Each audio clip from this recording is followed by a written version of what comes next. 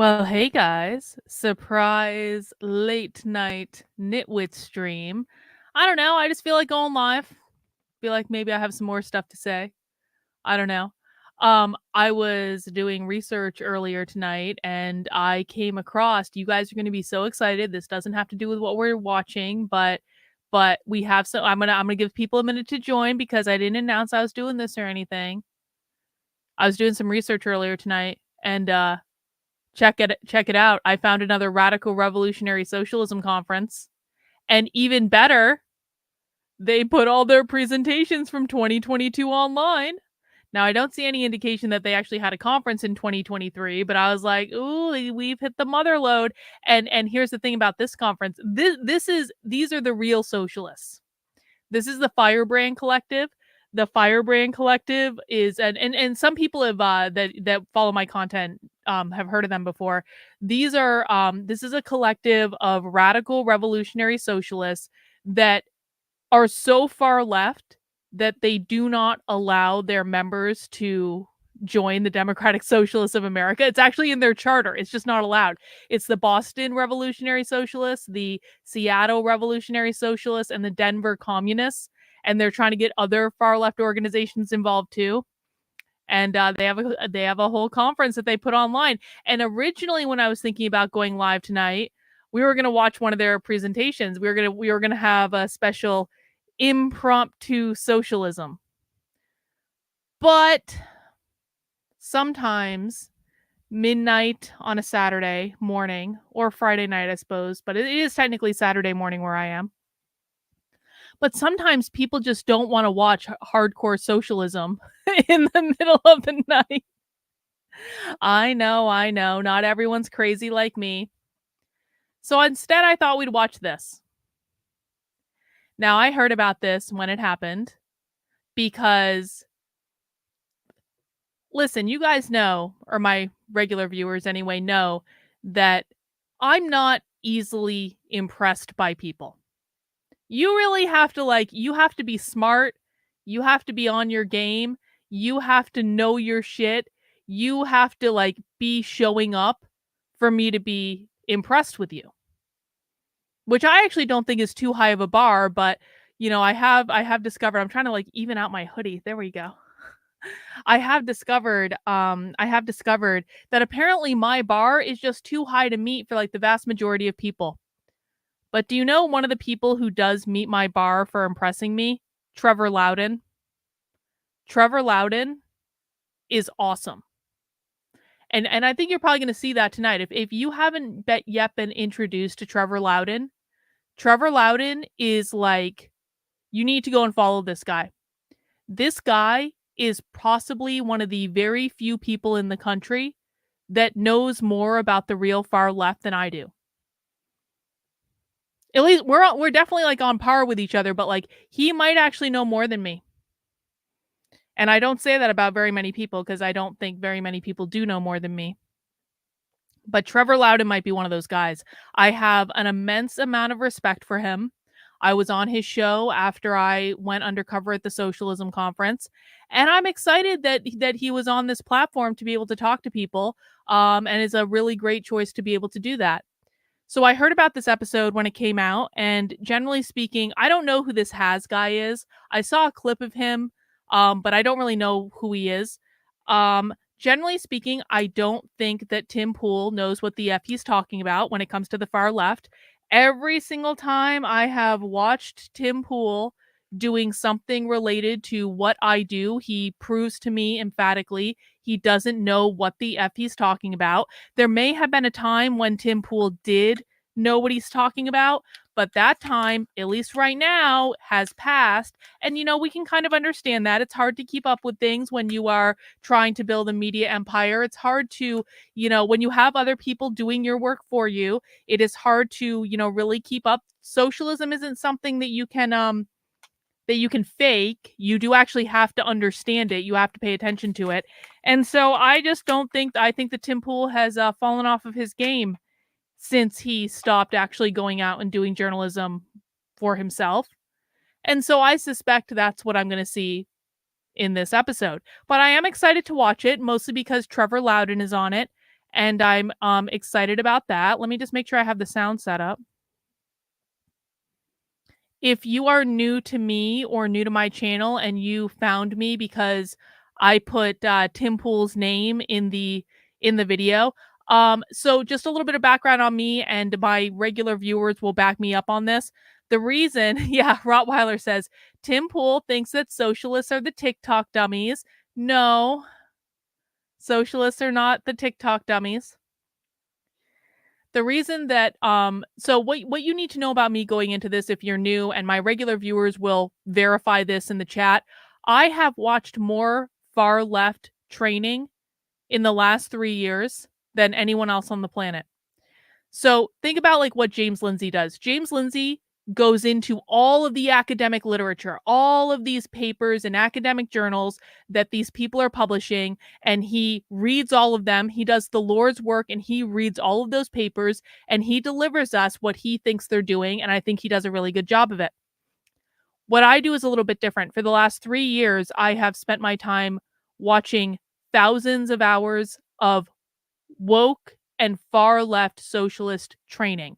I watch the diversity, equity, and inclusion trainings. I watch the whiteness trainings. I watch the queer trainings. I watch the reproductive justice trainings. And when I say trainings, I mean that I like they put all their stuff online. We watch the full form.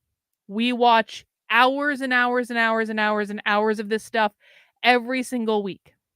And the reason I say this is because I think what people like James Lindsay do in reading the academic literature is invaluable, but I think that what we do on my channel is actually much more practical because we're watching how the far left shows up in the real world. I've also gone undercover at socialist events. I've covered them extensively on my Substack, which you can find at carlin.substack.com. In short, I know my shit. I have watched more of these people in the last 3 years than anyone else on the planet. And if you think I'm wrong, then please prove me wrong, because I would genuinely love to talk to anyone who has watched more of these people than I have. So that's the background that I'm bringing to this. That's the sensibility that I bring to this. We do this stuff all the time on my channel. If you doubt me, then you are welcome to come to any of my other streams where we actually do this, and I break it down. I explain what's going on. My audience is one of the most educated audiences on this topic, I think, in the world. Definitely on par with James Lindsay's audience, the ones that really listen to him. So we know our shit here. And so I feel like I'm in a pretty good position to fact check what's being said on this. But ultimately, like, I do really think that Trevor Loudan's pretty great. So I'm sure he did a great job. And he's much more diplomatic than I am too. But guys, this is a long podcast. I don't know that we'll make it all the way through, because that would put me at 3 a.m. But we'll give it a try. All right, let's get this party started.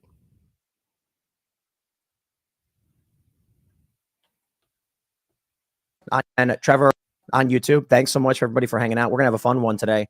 We're hanging out with Haz Aldin and Trevor Loudan. I'm pronouncing that correct? Yep, Trevor Loudan. that's correct. And we're going to be talking about, I guess, Maga communism and classical liberalism. So this should be very fun. Haz, do you want to introduce yourself? My name is Haz Aldin. I consider myself a comedian, a geopolitical analyst, and a political philosopher. And I technically coined the term MAGA communism, although it started as a kind of meme within my... MAGA communism is one of the stupidest terms I have ever heard in my life, but perhaps he will prove me wrong. ...community. I run a show called The Infrared Show, which you can find on YouTube. And, I'm here to present and I think give a proper introduction to... Do you think I'm going to get mad at Tim, Milk Tea Graper? What's all right. Well, it should be really interesting. MAGA communism. And I think you also have a thread that we'll get into about how wait, look at Jerry. Jerry says, Dr. Carlin B, I just listened to this and the whole time I could hear you whispering in my ear. Jerry, music to my ears, my friend. Music to my ears. Marxism is not woke. Right. Yes. I also plan on... What? Marxism is not woke? Bro. Is that really the argument that we're going to hear tonight? Marxism is not woke? All right, this asshole has no credibility. Trevor Loudan's going to eat this guy alive. Releasing a book soon, which is going to be kind of a complete overview of my philosophical foundation for my views, Right on. including that thread that you mentioned. And Which you no one you should you buy. work with Jackson Hinkle? Yes. I work very closely with Jackson Oh. offline, coordinate. That's why Jackson Hinkle thinks that he's a Marxist, Leninist, and anti-woke at the same time. That makes sense, because Jackson Hinkle put out a tweet like a couple of weeks ago where he listed a whole bunch of attributes about himself, and one of those attributes was anti-woke, and another one was Marxist, Leninist. And I was like, you can't be a Marxist Leninist and anti-woke at the same time. So if Jackson Hinkle's working with this guy who already says that Marxism is not woke, we're starting to understand what the problem is. And also discussing these ideas and so on. So yeah, I would consider Jackson's views as the same as mine. Right on. Cool. Should be fun. Trevor, would you like to introduce yourself? Yeah, look, my name's Trevor Loudan. I'm a New Zealander, but I live in the United States. Trevor Loudan is the king. Rottweiler says the usefulness in reading the academic side of it helps countering normies when they dismiss the socialists we watch here as fringe outside the academy, just like the guy we're listening to now. I agree with you, Rottweiler. I just feel like James Lindsay is sacrificing himself to read them. I'm sacrificing myself to watch them. I wish more people were doing both. So I think both have value. Trevor is not a socialist bot. I did an interview with Trevor after I went undercover at the Socialism conference. He's awesome. Go watch his show. He's the best, honestly. My specialty is really exposing and exploring communism. I've written several books. I focus a lot on the Marxist influence inside the Democratic Party, inside the government, inside the social movements. And I have a blog, trevorloudon.com, and a website, keywiki.org. Keywiki is great. Which has got 160,000 files of leftists, communists, socialists, radicals, from all sorts of areas. And so I consider myself I would have started out. Let me tell you how on the ball Trevor Loudan is. When I went undercover at the Socialism conference, one of the things that I got on tape was the director of diversity at, it was either University of Arizona or Arizona State. It was one of the state universities. And I got this woman on tape at the Socialism conference talking about like all the crazy stuff she was doing, teaching a queer Marxism class at the University of Arizona, funded by taxpayer dollars. Her name is Kristen something. I forget her last name. But when I mentioned her to Trevor knew exactly who she was. And he said, oh yeah, Kristen, I've been following her. And before she was at the University of Arizona, she was at the University of Tennessee working with the Maoists.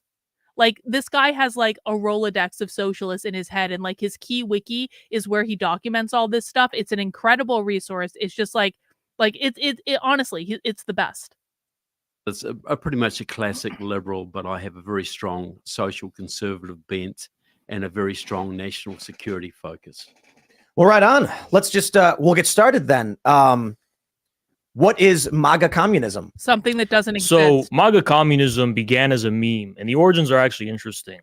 So around a few months earlier last year, so around August 2022, there was this big meme going around. I don't know if you heard about it, the Dark Brandon meme. Yeah. Remember that? And it's this kind of, we took it as a kind of like, this is an example of cool. some neo-fascism, because we regarded the support for the neo-Nazis in Ukraine by the Democrats, the increasing crackdown on classical liberties as an example of not the only conduit, but a significant avenue for the growth of fascism in the United States.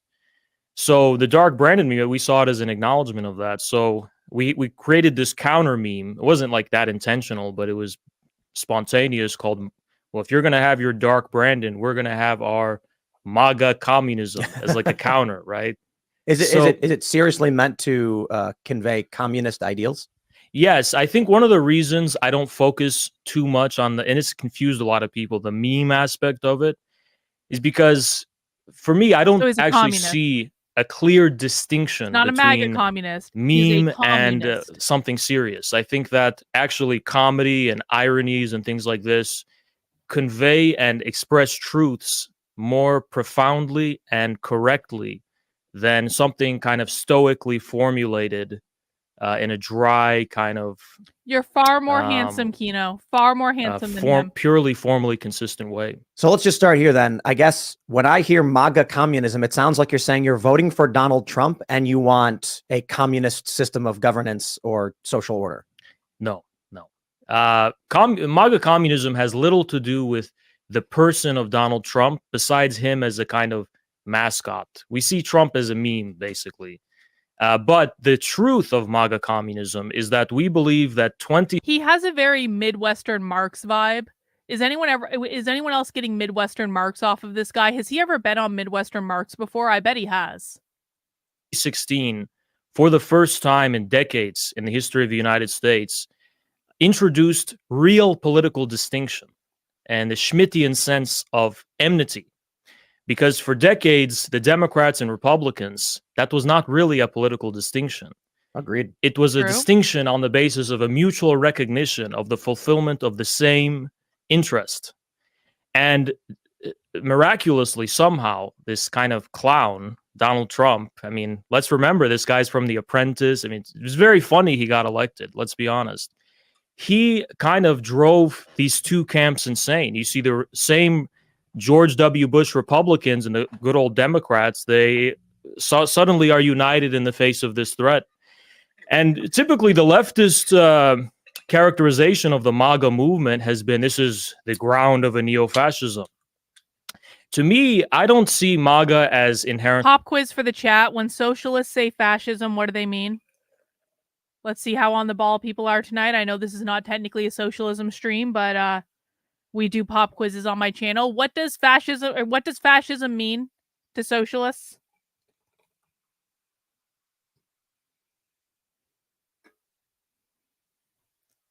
Fascism to socialists means capitalism. It means capitalism. Capitalism, capitalism. When socialists call you fascist, what they mean is capitalist. It means capitalism. It means capitalism, capitalism, capitalism. Excellent work, everyone. Thank you. Inherently fascist. I don't see it as inherently communist. I don't see it as inherent. It's just American politics, but articulated in a grassroots and non-institutionalized form. So, of course, anti-communist ideas prevail among MAGA. Of course, many other They don't even know what GOP and communist is in Democrat MAGA. conceptions prevail among MAGA. But the key thing is that the foundation of these ideas is no longer based in the hegemonic institutions.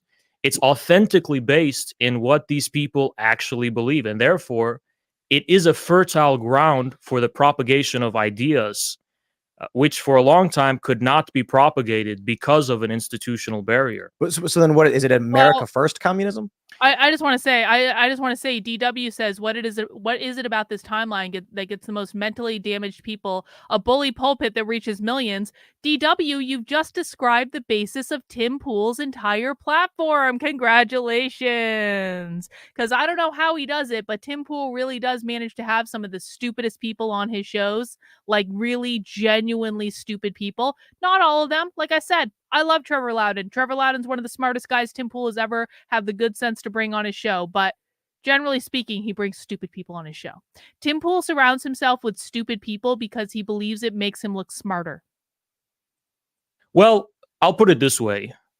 Marxism-Leninism, and this is what the origin of communism with a capital C in modern times is, right? We can go into the history, but basically everyone was a social democrat or called himself a socialist before the October Revolution of 1917, which reintroduced the term communism and repopularized it. And it was Stalin who canonized this into an ideology called Marxism-Leninism.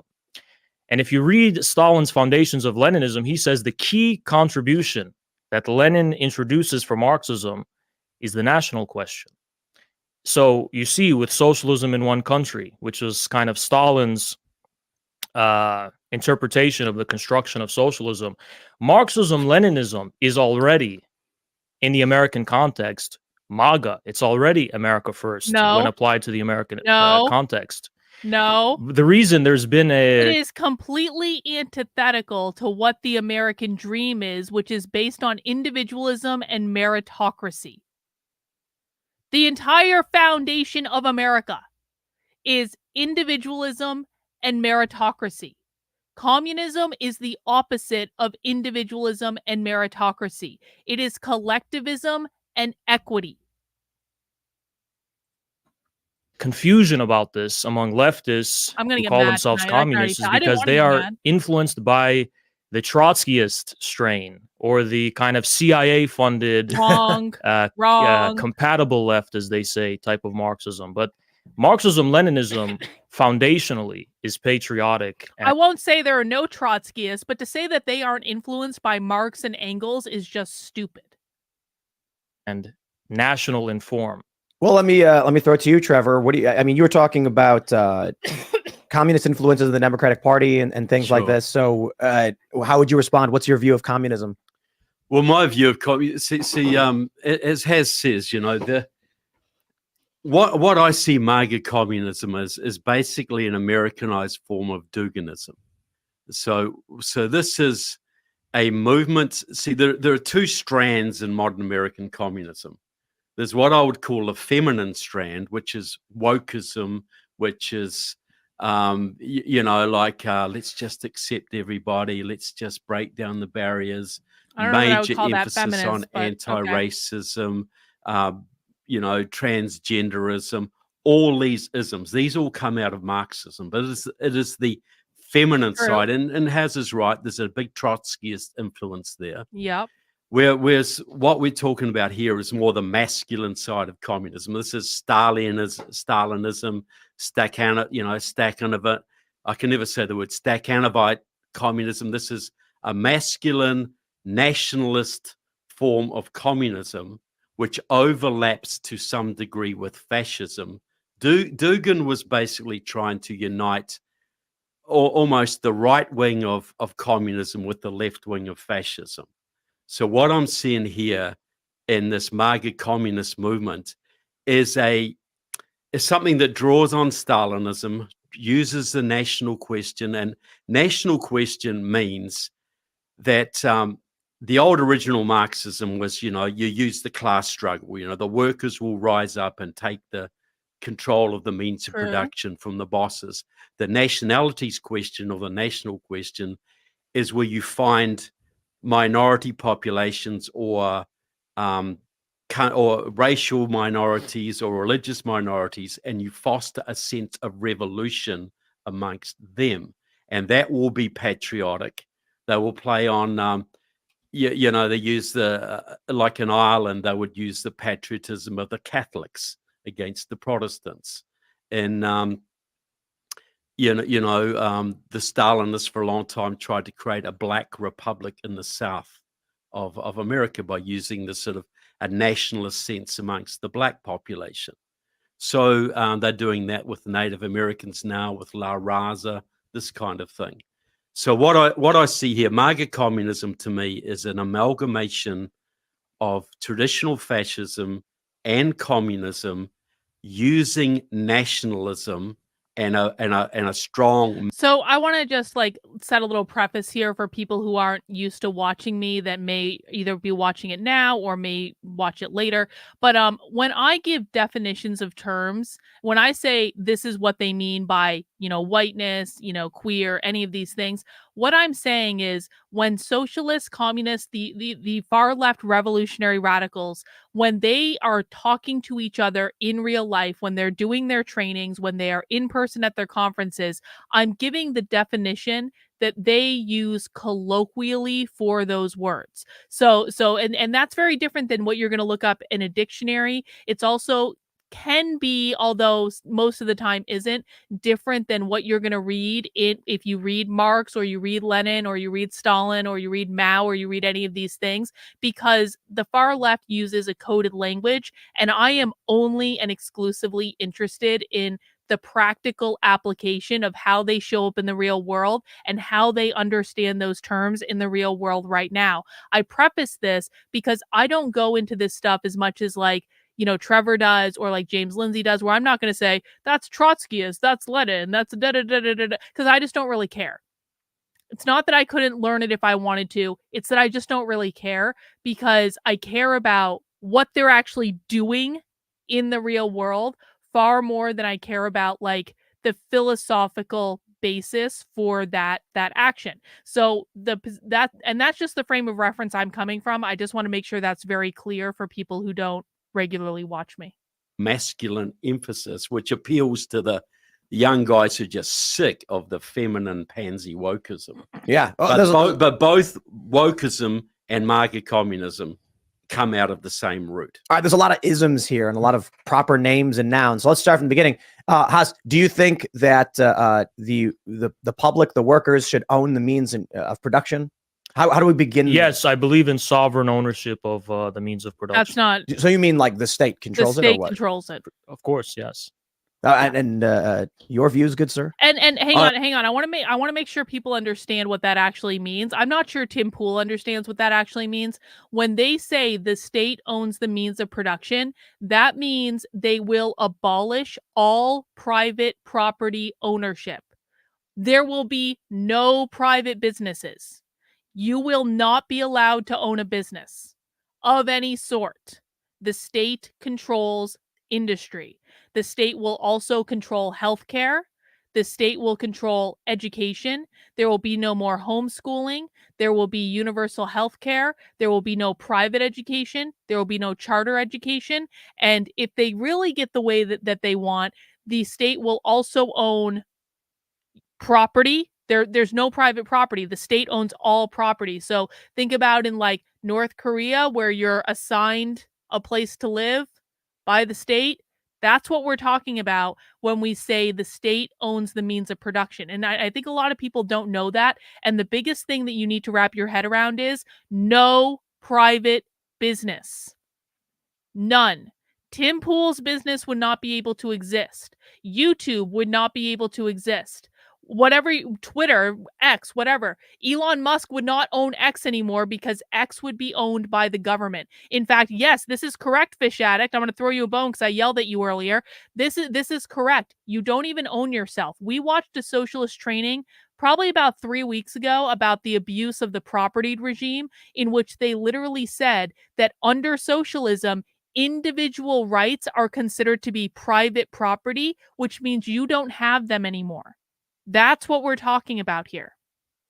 I think the state should be minimally involved in the economy. The only real role of the state is in the judicial system and in national defense. No, this is not true. And I really wish conservatives would stop saying this. This is not true. You can currently buy. See, this is what the right does. Is they're like, it's bad already. We've already lost. We're living in socialism. Everything is socialism. Everything is Marxism. Bro, you can still buy a house. You may have to save up a long time for the down payment, but you can still buy a house. You can still start a business. You can start a business right now. You could literally use free tools on the internet to start a business on this stream. Like during the course of this stream, you could have a store up and running, like a print-on-demand merch store or whatever. You could do that right now for free on the internet. You can currently send your kids to private school. You can currently homeschool your kids. You can currently go get a private doctor. You can go get private insurance. You could private property still exists and is readily available to anyone. So stop saying, they have most of it already. It's useless. Socialists are winning. We are not living in socialism, bro. We're not even close to what the real socialists actually want. So, no, I absolutely oppose state ownership of assets. I don't like public ownership of assets. And that would be, I think, the defining difference between me and Haas, is that he sees the role of a strong state, a strong, vigorous state that directs production. I see exact opposite. The individual, the local should direct production and own property. Well, I actually believe sovereign ownership of the means of production precludes two things. One, what Lenin calls, and what Marx actually originated in his 18th Brumaire, is the smashing of the state machinery, that we cannot simply lay hold of the ready-made state that exists. When he says the smashing of the state machinery, what he means, so people like him call themselves like anarchists and they talk about the abolition of the state, but they don't actually mean the abolition of the state. What they mean is the abolition of our current government and our current system.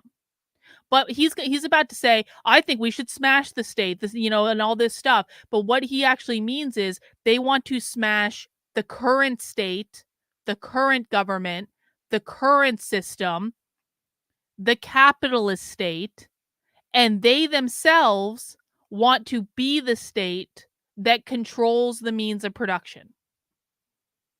The insane bureaucracy that corresponds. And Marx actually talked about this to the capitalist society, but the state must be remade anew, yep. simplified, made efficient, and to an extent, yes, minimalized, because it is the aspiration of communism to basically relegate the state to its bare necessities. And that is not true. That is a flat out lie. Again, when they say they're going to minimize the state to its bare necessities, what they mean is they're going to get rid of the capitalist state, and they themselves are going to take over and control the Marxist state. And when you ask them who's going to be in charge in your Marxist utopia, what they say is the community. What they mean is the party, the comrades. Think about it as 1984, right? In 1984, you had Winston, who was in the outer party. He was a member of the party, and he had a job, and he had a better apartment than like the proletariat and all this stuff. And then you had the inner party, who were the people who were actually leading the state. That's what he believes he's going to be. So they're not getting rid of the state, they're getting rid of capitalism, and they believe that they themselves will replace it. And for the eventual dissolution of the state, obviously, into free association. You're saying when absolute idealistic communism is people all just agreeing and working together or something? No. There's still a centralized oversight of production, but it's what Friedrich Engels calls the administration of things and not people. So you have a centralized oversight of production, but the necessity of the forceful suppression of opposition, for example, disappears. And this is projected to be at the time when the material foundation of the state as an organ of class dictatorship withers away. Now, many people doubt what that means is a dictatorship of the proletariat. He doesn't mean they're getting rid of the state. He means the proletariat, the worker, the oppressed are going to rise up, overthrow the bourgeois, and they are the ones that will control the means of production. That this is possible, and it's somewhat of a theoretical and philosophical question, but as relevant now, I don't want the current American government to own more. I don't want the current American state to control more. See, he's giving it away without giving it away. He's saying, I don't want the current, this is going to take all fucking night. He's saying, I don't want the current American government to own more, because they want to get rid of the current American government. They want to get rid of capitalism entirely, and they themselves want to control everything. What I want is a completely remade state, a state fashioned from the ground up, in the image of based on Marx. Local forms of power, Marx, amalgamated and centralized to authentically represent the interests of the overwhelming majority. And this is where it may surprise you. It is a goal for the state to be minimally involved in production. Sovereign ownership of the means of production just means that foreigners, that private interests cannot gobble up the resources and land. That private interests cannot gobble up the resources and the land. Private interests. That means private property. They don't want land to be privatized. They don't want resources to be privatized. Everything is part of the collective. Well, the question that he's never going to be able to answer is, who decides? Who decides what job you have? Who decides how the means of production is being used? Who decides what products are made? Who decides what products aren't made? Who decides what the food rations are? Who gets the food? Who doesn't get the food? Who decides? They never answer that question. Of the country. But as to who manages that land and who sees to its production, this is something, ideally speaking, should be as local as possible. This is China's kind of household responsibility Ding. system, Ding, ding, ding. which did delegate China. production down to the lowest level, the family level. And I think this is true to the aspiration of communism. We'll start with very simple question. What does means of production mean? The means of production basically refer to the fundamental basis and conditions for the production of Hang on, I want to ask my chat. Pop quiz for the chat. What does he mean when he says means of production? And then we'll compare it to what because he's already just given us word salad. Tim asks, what are the means of production? The fundamental basis and conditions of production. Okay, that's word salad. That doesn't really mean anything, bro. What does he mean when he says means of production, chat?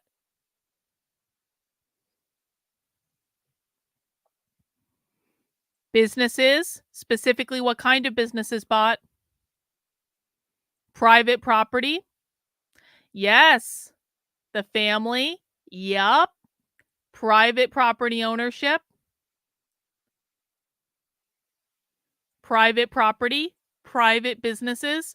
That's what he means. Things. Only material things? What about intellectual property?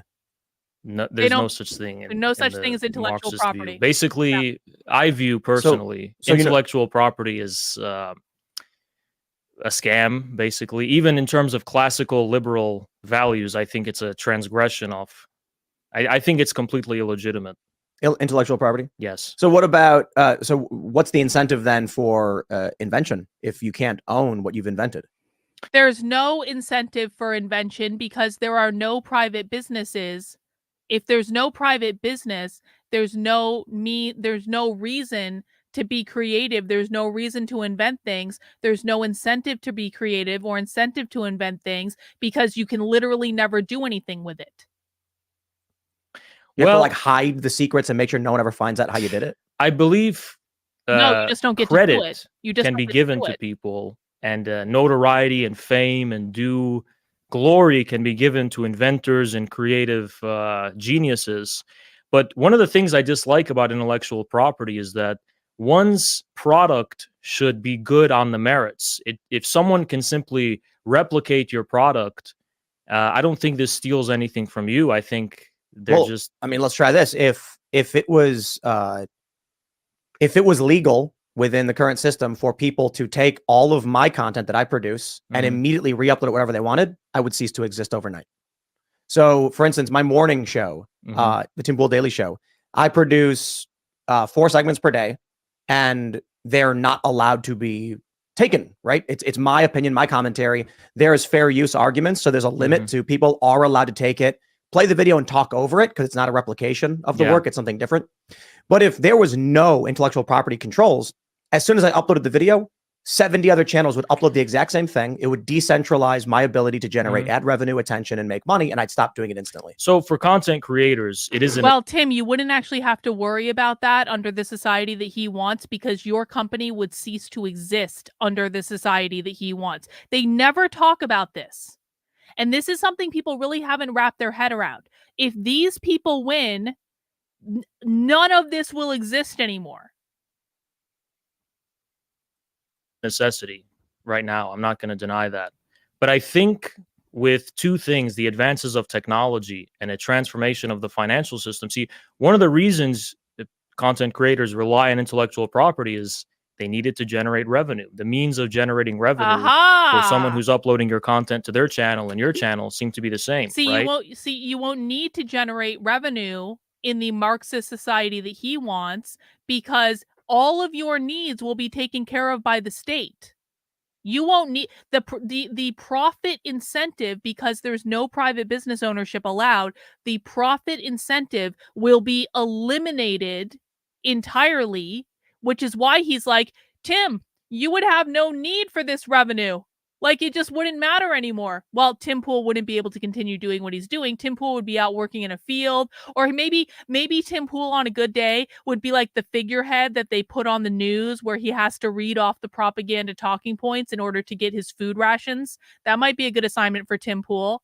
Maybe Tim Pool could be relegated to the entertainment sector, where he's like basically like a trained monkey going on TV and doing these interviews and stuff like that to be able to entertain the masses, never going off script, of course, because if he goes off script, then they're just going to take him out back and shoot him and replace him with someone else, or you know, a better case scenario is throw him in the re-education gulag until he gets his act together and he starts following the approved state talking points. But with, for example, innovations in the sphere of software technologies like blockchains, there are ways to verify and authenticate the original source of. But what does that mean? I mean, if I can't control right.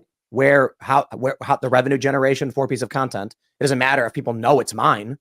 I think it can matter, because if we, for example, entering into the fourth industrial revolution and a kind of post-commodity money economy, your acquisition post-commodity money economy kind of sounds like they're getting rid of capitalism, doesn't it?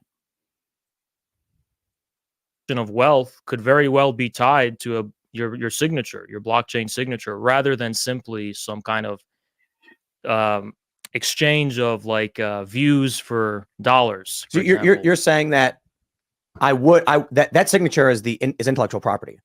If no matter where the content is posted, Tim, the revenue comes to me.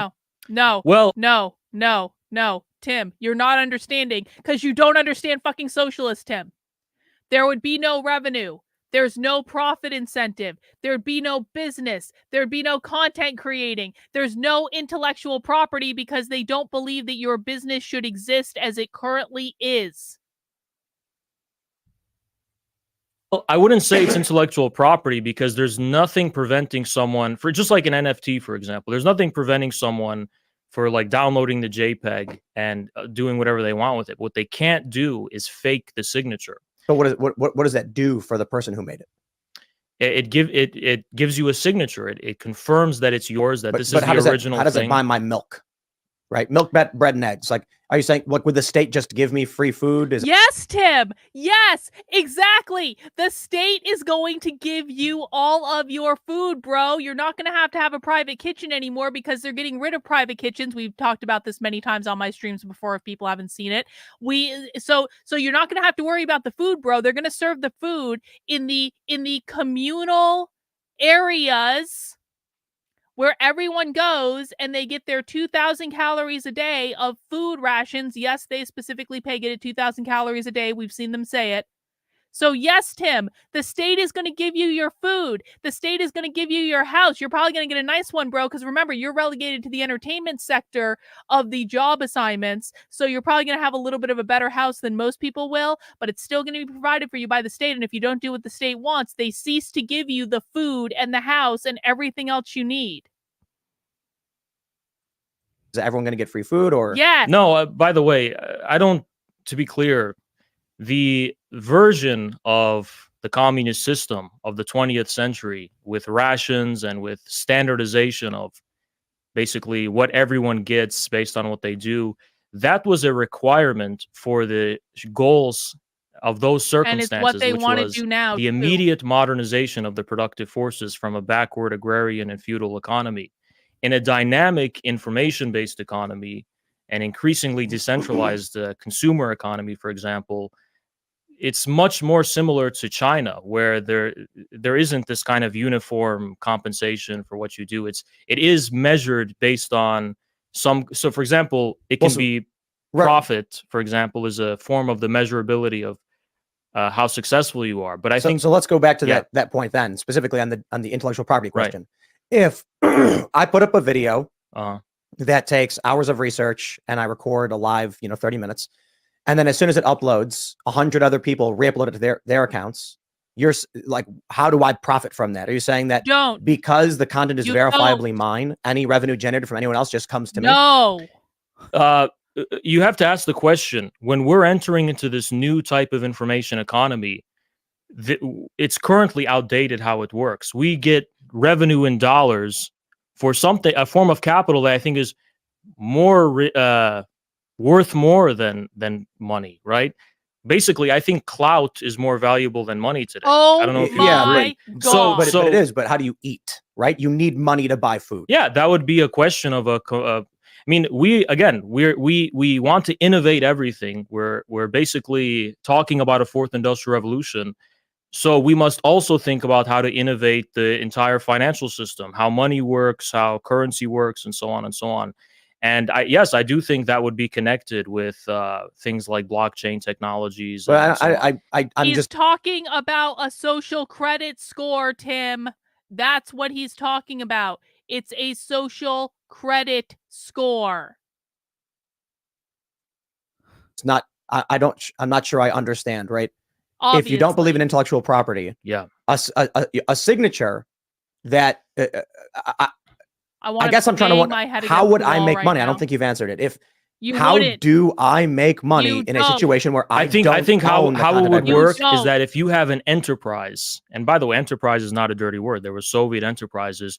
You will be compensated with resources necessary for what you need to do based on your performance. Tim, what he is telling you, I'm acting as though Tim can hear me right now. Tim, what he is telling you is the state will compensate you for your entertainment that you're providing the masses with resources to allow you to continue to provide entertainment to the masses. You don't get paid a salary. What you get is the state's going to give you a nice house because you're going to be famous in the Marxist utopia because you're providing entertainment to the masses. They're going to give you a lot of food. They're going to give you free health care. They're going to give you free education for for any kids that you might have. Now, you're not going to be able to get to choose the education because they've abolished all homeschooling and all private education. They've abolished all private doctors too, so that free health care is coming from the government. You don't get to pick out the food that they give you because, excuse me, always go into a cough when I'm mid goddamn rant. You don't get to pick out the food that they give you because it's what's ever grown or made or some sort of like Snowpiercer type concoction with the bugs like in Soylent Green. You know, we have to cross. It's that meat that they're like printing with 3D printers. Have you guys seen this stuff? Like the fake steaks that they're like printing with these. It's like that sort of stuff. You don't get to choose because the state is providing you with everything, Tim. And in return for the state providing you with everything, they will allow you to entertain the masses with whatever approved talking points they give you. That's what he's saying. You will be provided with resources by the state based on how the state perceives your contribution to the party. So resources. So if you're successful at reaching people based on your content, then you will be compensated with some kind of, you could call it money, you could call it, Marx theorized about labor vouchers, you can talk about tokens. Labor vouchers is effectively currency with restricted currency. Yeah, it can be called whatever, but yes, effectively, you can be compensated with some kind of means of acquiring more based on what you put in. Money. Sure, you can call it that. I think the one. So then, if yeah. the signature only applies to me, it's not money, Tim. It's not money in the way that you think of money. It's like what it is like a ration coupon. It's a ration coupon. It's not because, again, private business does not exist in his world. They've eliminated the profit incentive. They've eliminated the profit incentive, which means there's no incentive to create like copious amounts of products. The amount of production that's going to exist is going to be drastically reduced. So the example we always use is like, there's not going to be 29 different types of deodorant because you don't need 29 different types of deodorant. Once the profit incentive is eliminated, you need one type of deodorant. So you're going to get your ration coupon. You're going to get your state-made deodorant, your state-made milk, your state-made bread, your state-made ice cream, your state-made like printed 3D printer steak. It's a ration coupon, Tim. It's not fucking money. Me personally, that means I own that signature and have ownership of the content that I produce, because if it's reposted anywhere, but it all reverts to my signature and compensates me, that means I own the intellectual property. Right, but this is a form of effective Wrong. ownership. It's not a form of God damn it. ownership enforced by a third party. It's a form of ownership that is self-evident in the product. So, for example, I own my personality. I don't need to have the government say, this is Haz's personality, no one else can have it. As an original person, it's a form of effective. What if someone takes the content, inverts the colors, generating a separate key, and then directs the key to themselves to generate revenue? No private business. Would there be an adjudicating force? I think unfortunately, I do believe in a harshness of reality where if this is what people prefer and they like it better, you have to step up. I'm really sorry that I'm repeating myself over and over and over again, but it's like you have to repeat yourself because you never know who's watching what part of the stream and like what, because it's like Tim is not getting it. And the fact that this is why I don't watch Tim. I don't watch anyone, to be honest with you, but like this is why I don't fucking watch Tim, because he is one of the people that should understand this. Tim should understand this. Of like all people, he should understand. This is basic. But conservative influencers don't take the time to understand what they're talking about, and that's why their audiences are completely misinformed, and that's why my audience knows more about what's going on the left than like any other audience on the goddamn internet, because we're the only ones that actually listen to them. But we're winning. We're winning. Yeah. Tim Pool doesn't even understand that private property is going to be eliminated in the Marxist utopia. But conservatives totally winning. Definitely. Yes, Bot, you are smarter than Tim on this issue. Maybe not on other things, but on this issue, you are absolutely smarter than Tim. 100%. Your game, So the issue is in a reality where someone can spoof a key or alter the content in such a way that it's not transformative, doesn't fall under fair use, like they're literally just trying to repurpose the existing content. Let's just put it this way. They find a way to bypass the blockchain signature by dropping the pitch by a half step or altering the colors. And then they start getting the money from it. Doesn't matter. I cease to exist overnight. This content doesn't happen. You're right. Your business ceased to exist overnight. Perhaps Correct. under the current circumstances, that's the case for all content creators. But I think we should be a little more appreciative of the possibility that in the future, things will not work the same way as they do now. Trevor, do you want to jump in on this communism? Well, I think this is He just said it at the end. He just said the magic words at the end that Tim did not hear and did not process. Under communism, things are not going to work the same way they work now. That's what, and I understand this is an abstract concept for some people, but I literally have a shirt sitting on my desk from the socialist conference that I went to that says abolish everything. Abolish everything. When they say everything, they mean everything. Society will not work the same way that it works now in any way. The main mistake of Marxism. They assume that human consciousness is shaped by the material environment. So if we can change the material environment, if we can have new technology, human behavior is going to change. Human incentives are going to change. I think that's a complete fallacy.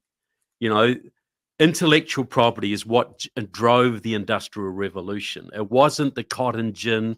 It wasn't the steam engine. It was patents. It was the banking system. It was the derivatives, the stock market, that all these things that were driven by intellectual property, property rights, that were not just, you know, a book or a machine or a forest or whatever. They were actually intellectual property.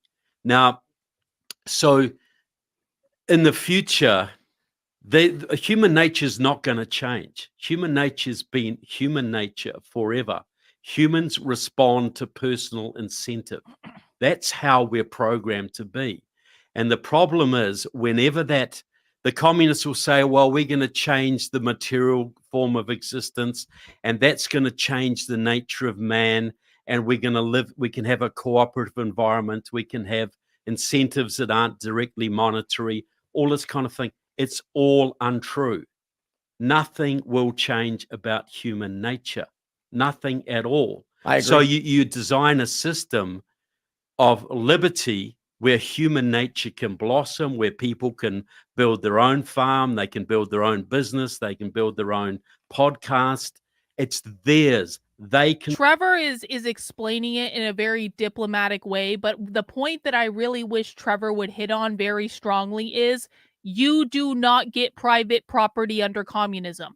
You do not get a business under communism. You don't get any of there is no profit incentive under communism. There is no private revenue under communism. I really wish Trevor would be like, Tim, like Trevor needs to grab Tim and shake him.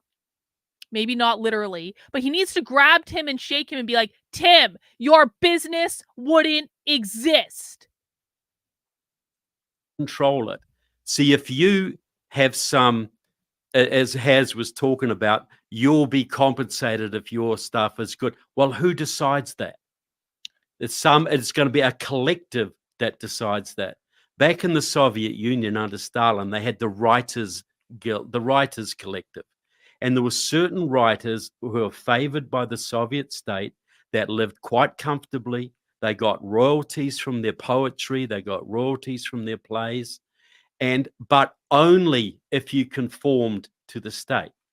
If you were a dissident in any way, you either risked jail or you lost your position. You lost your privileged position. So this is the beauty of freedom. You can come out with an idea or a product, and the state cannot interfere with you.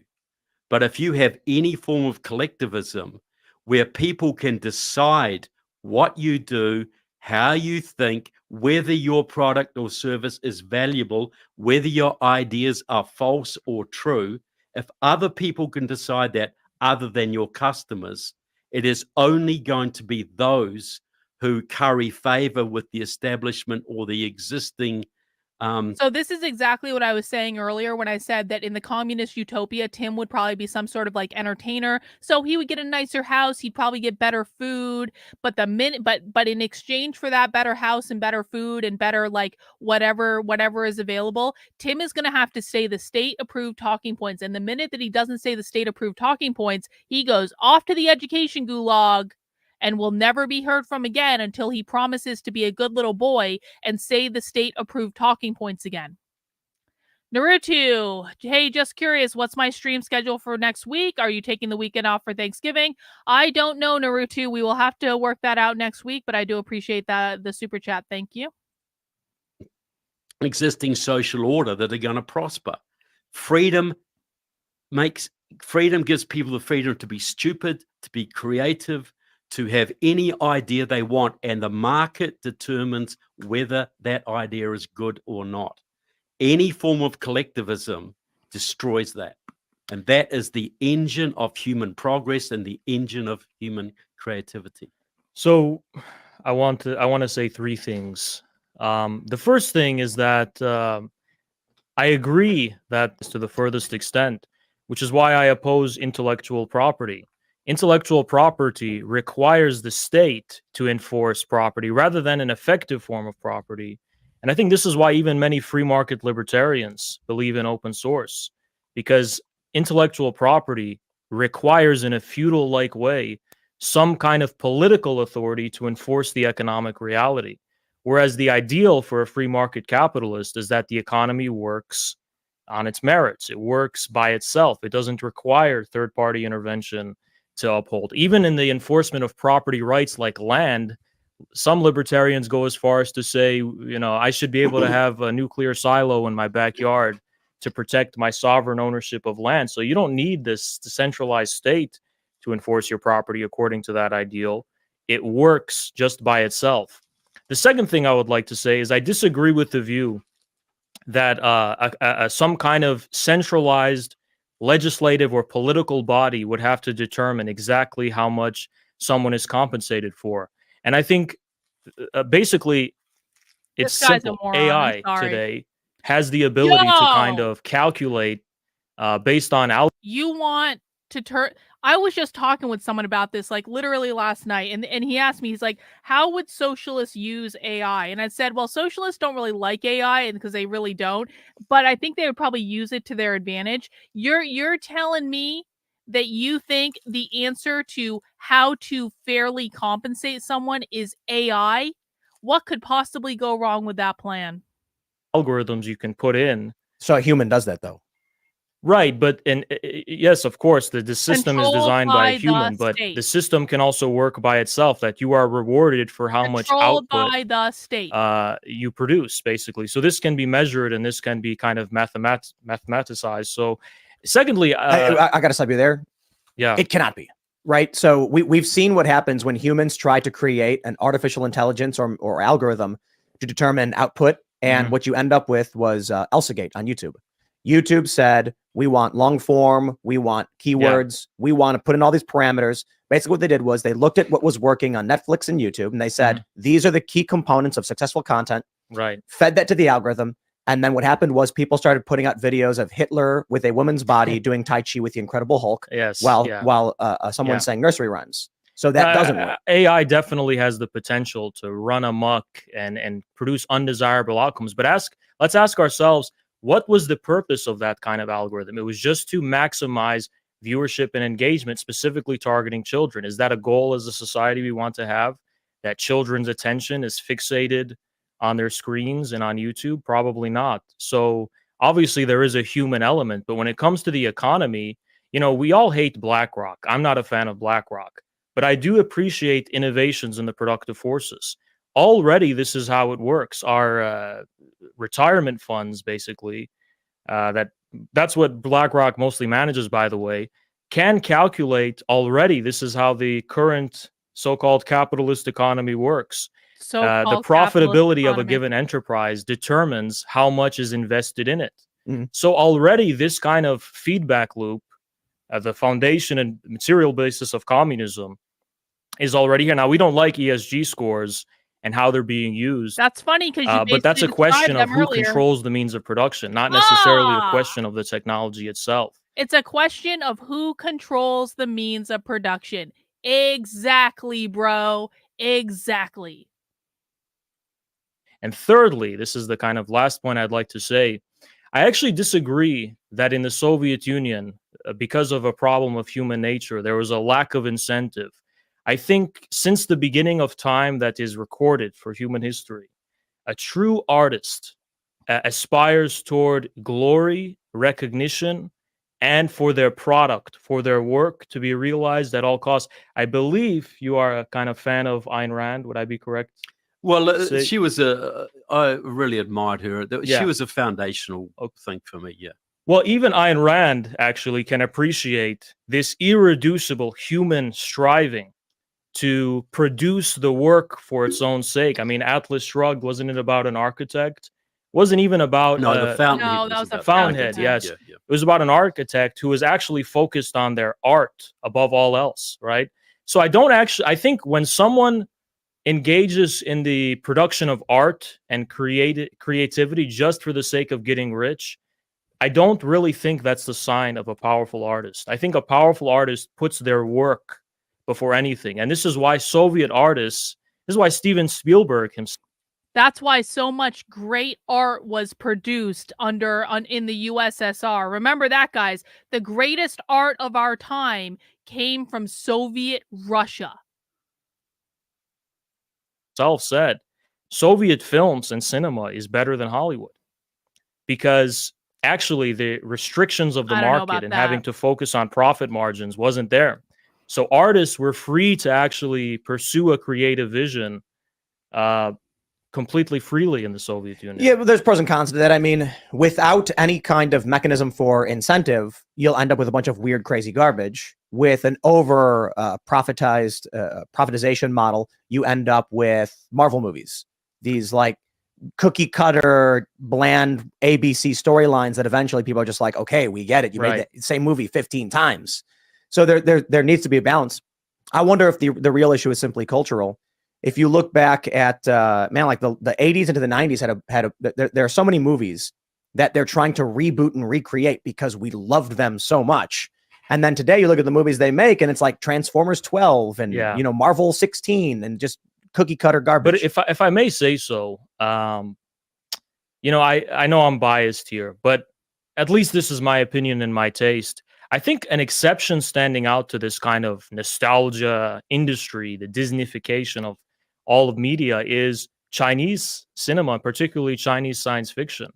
I've watched both movies, The Wandering Earth 1 and 2, and people accuse the Chinese cinema of being bland and just kind of blockbuster disaster movies, which it has been maybe for a few decades. But I think these movies have a soulfulness and have a kind of spirit to them, which authentically tries to... Bro, I'm really happy for you that you like Chinese cinema. I really, really am.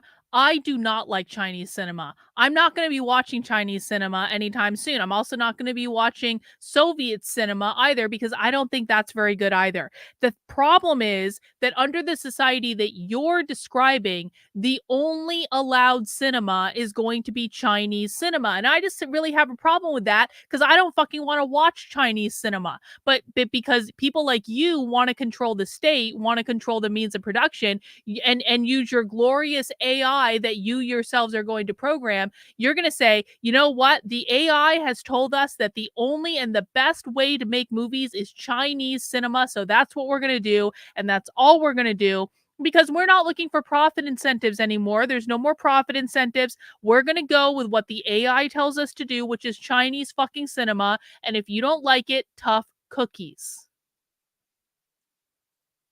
Tries to capture the moment we're living in now, to envision the future. Today, what cinema and what movies really speak to an embrace of the future and the present moment? We're trying to go back to the 80s, to our childhood, to the 90s, and we don't have an ability to bravely see through some kind of way to make meaning and beauty out of the future ahead of us.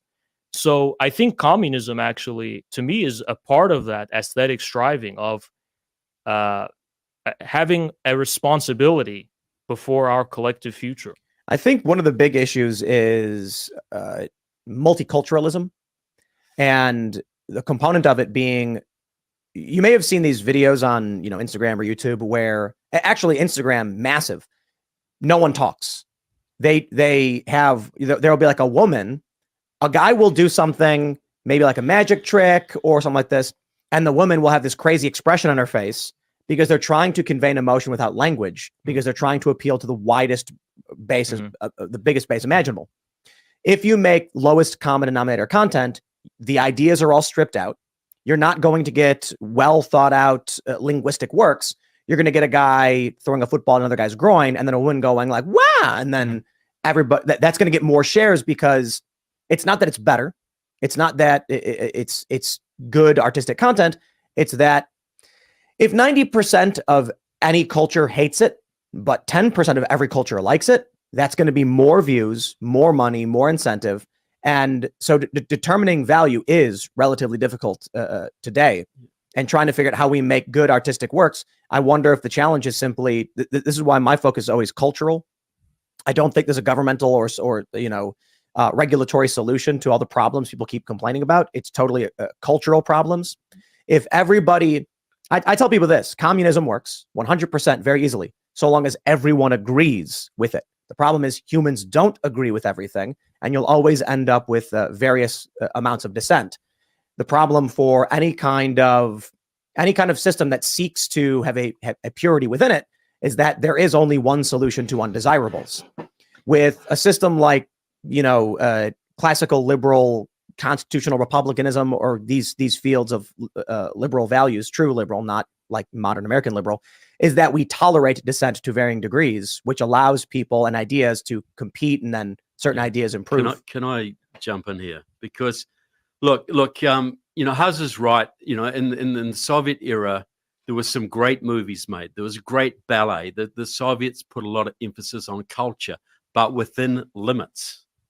If you were a poet like Pasternak, who talked about, if you were a dancer at the Bolshoi, which is like the main Soviet ballet, and then they were the best ballet in the world, if you were a dancer at the Bolshoi, you were not allowed to dance to Western music.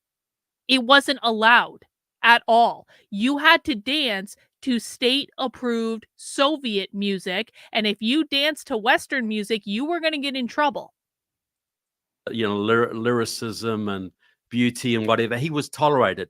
But anybody who talked about politics or any form that was opposed to Stalin, you went to the camps. Like Mandelstam went to the camps, like Akhmatova was persecuted, Tsvetajeva, etc. The reason we have lost our way in the culture here is because we've had so much Marxist influence in Hollywood, so much Marxist influence in the churches, so much Marxist influence in education, that the American values that people grew up with in the 50s and the 60s, that were optimistic, America's great, freedom's great, we're going to lead the world, they have been so denigrated and so crushed that all it is left is this nihilistic,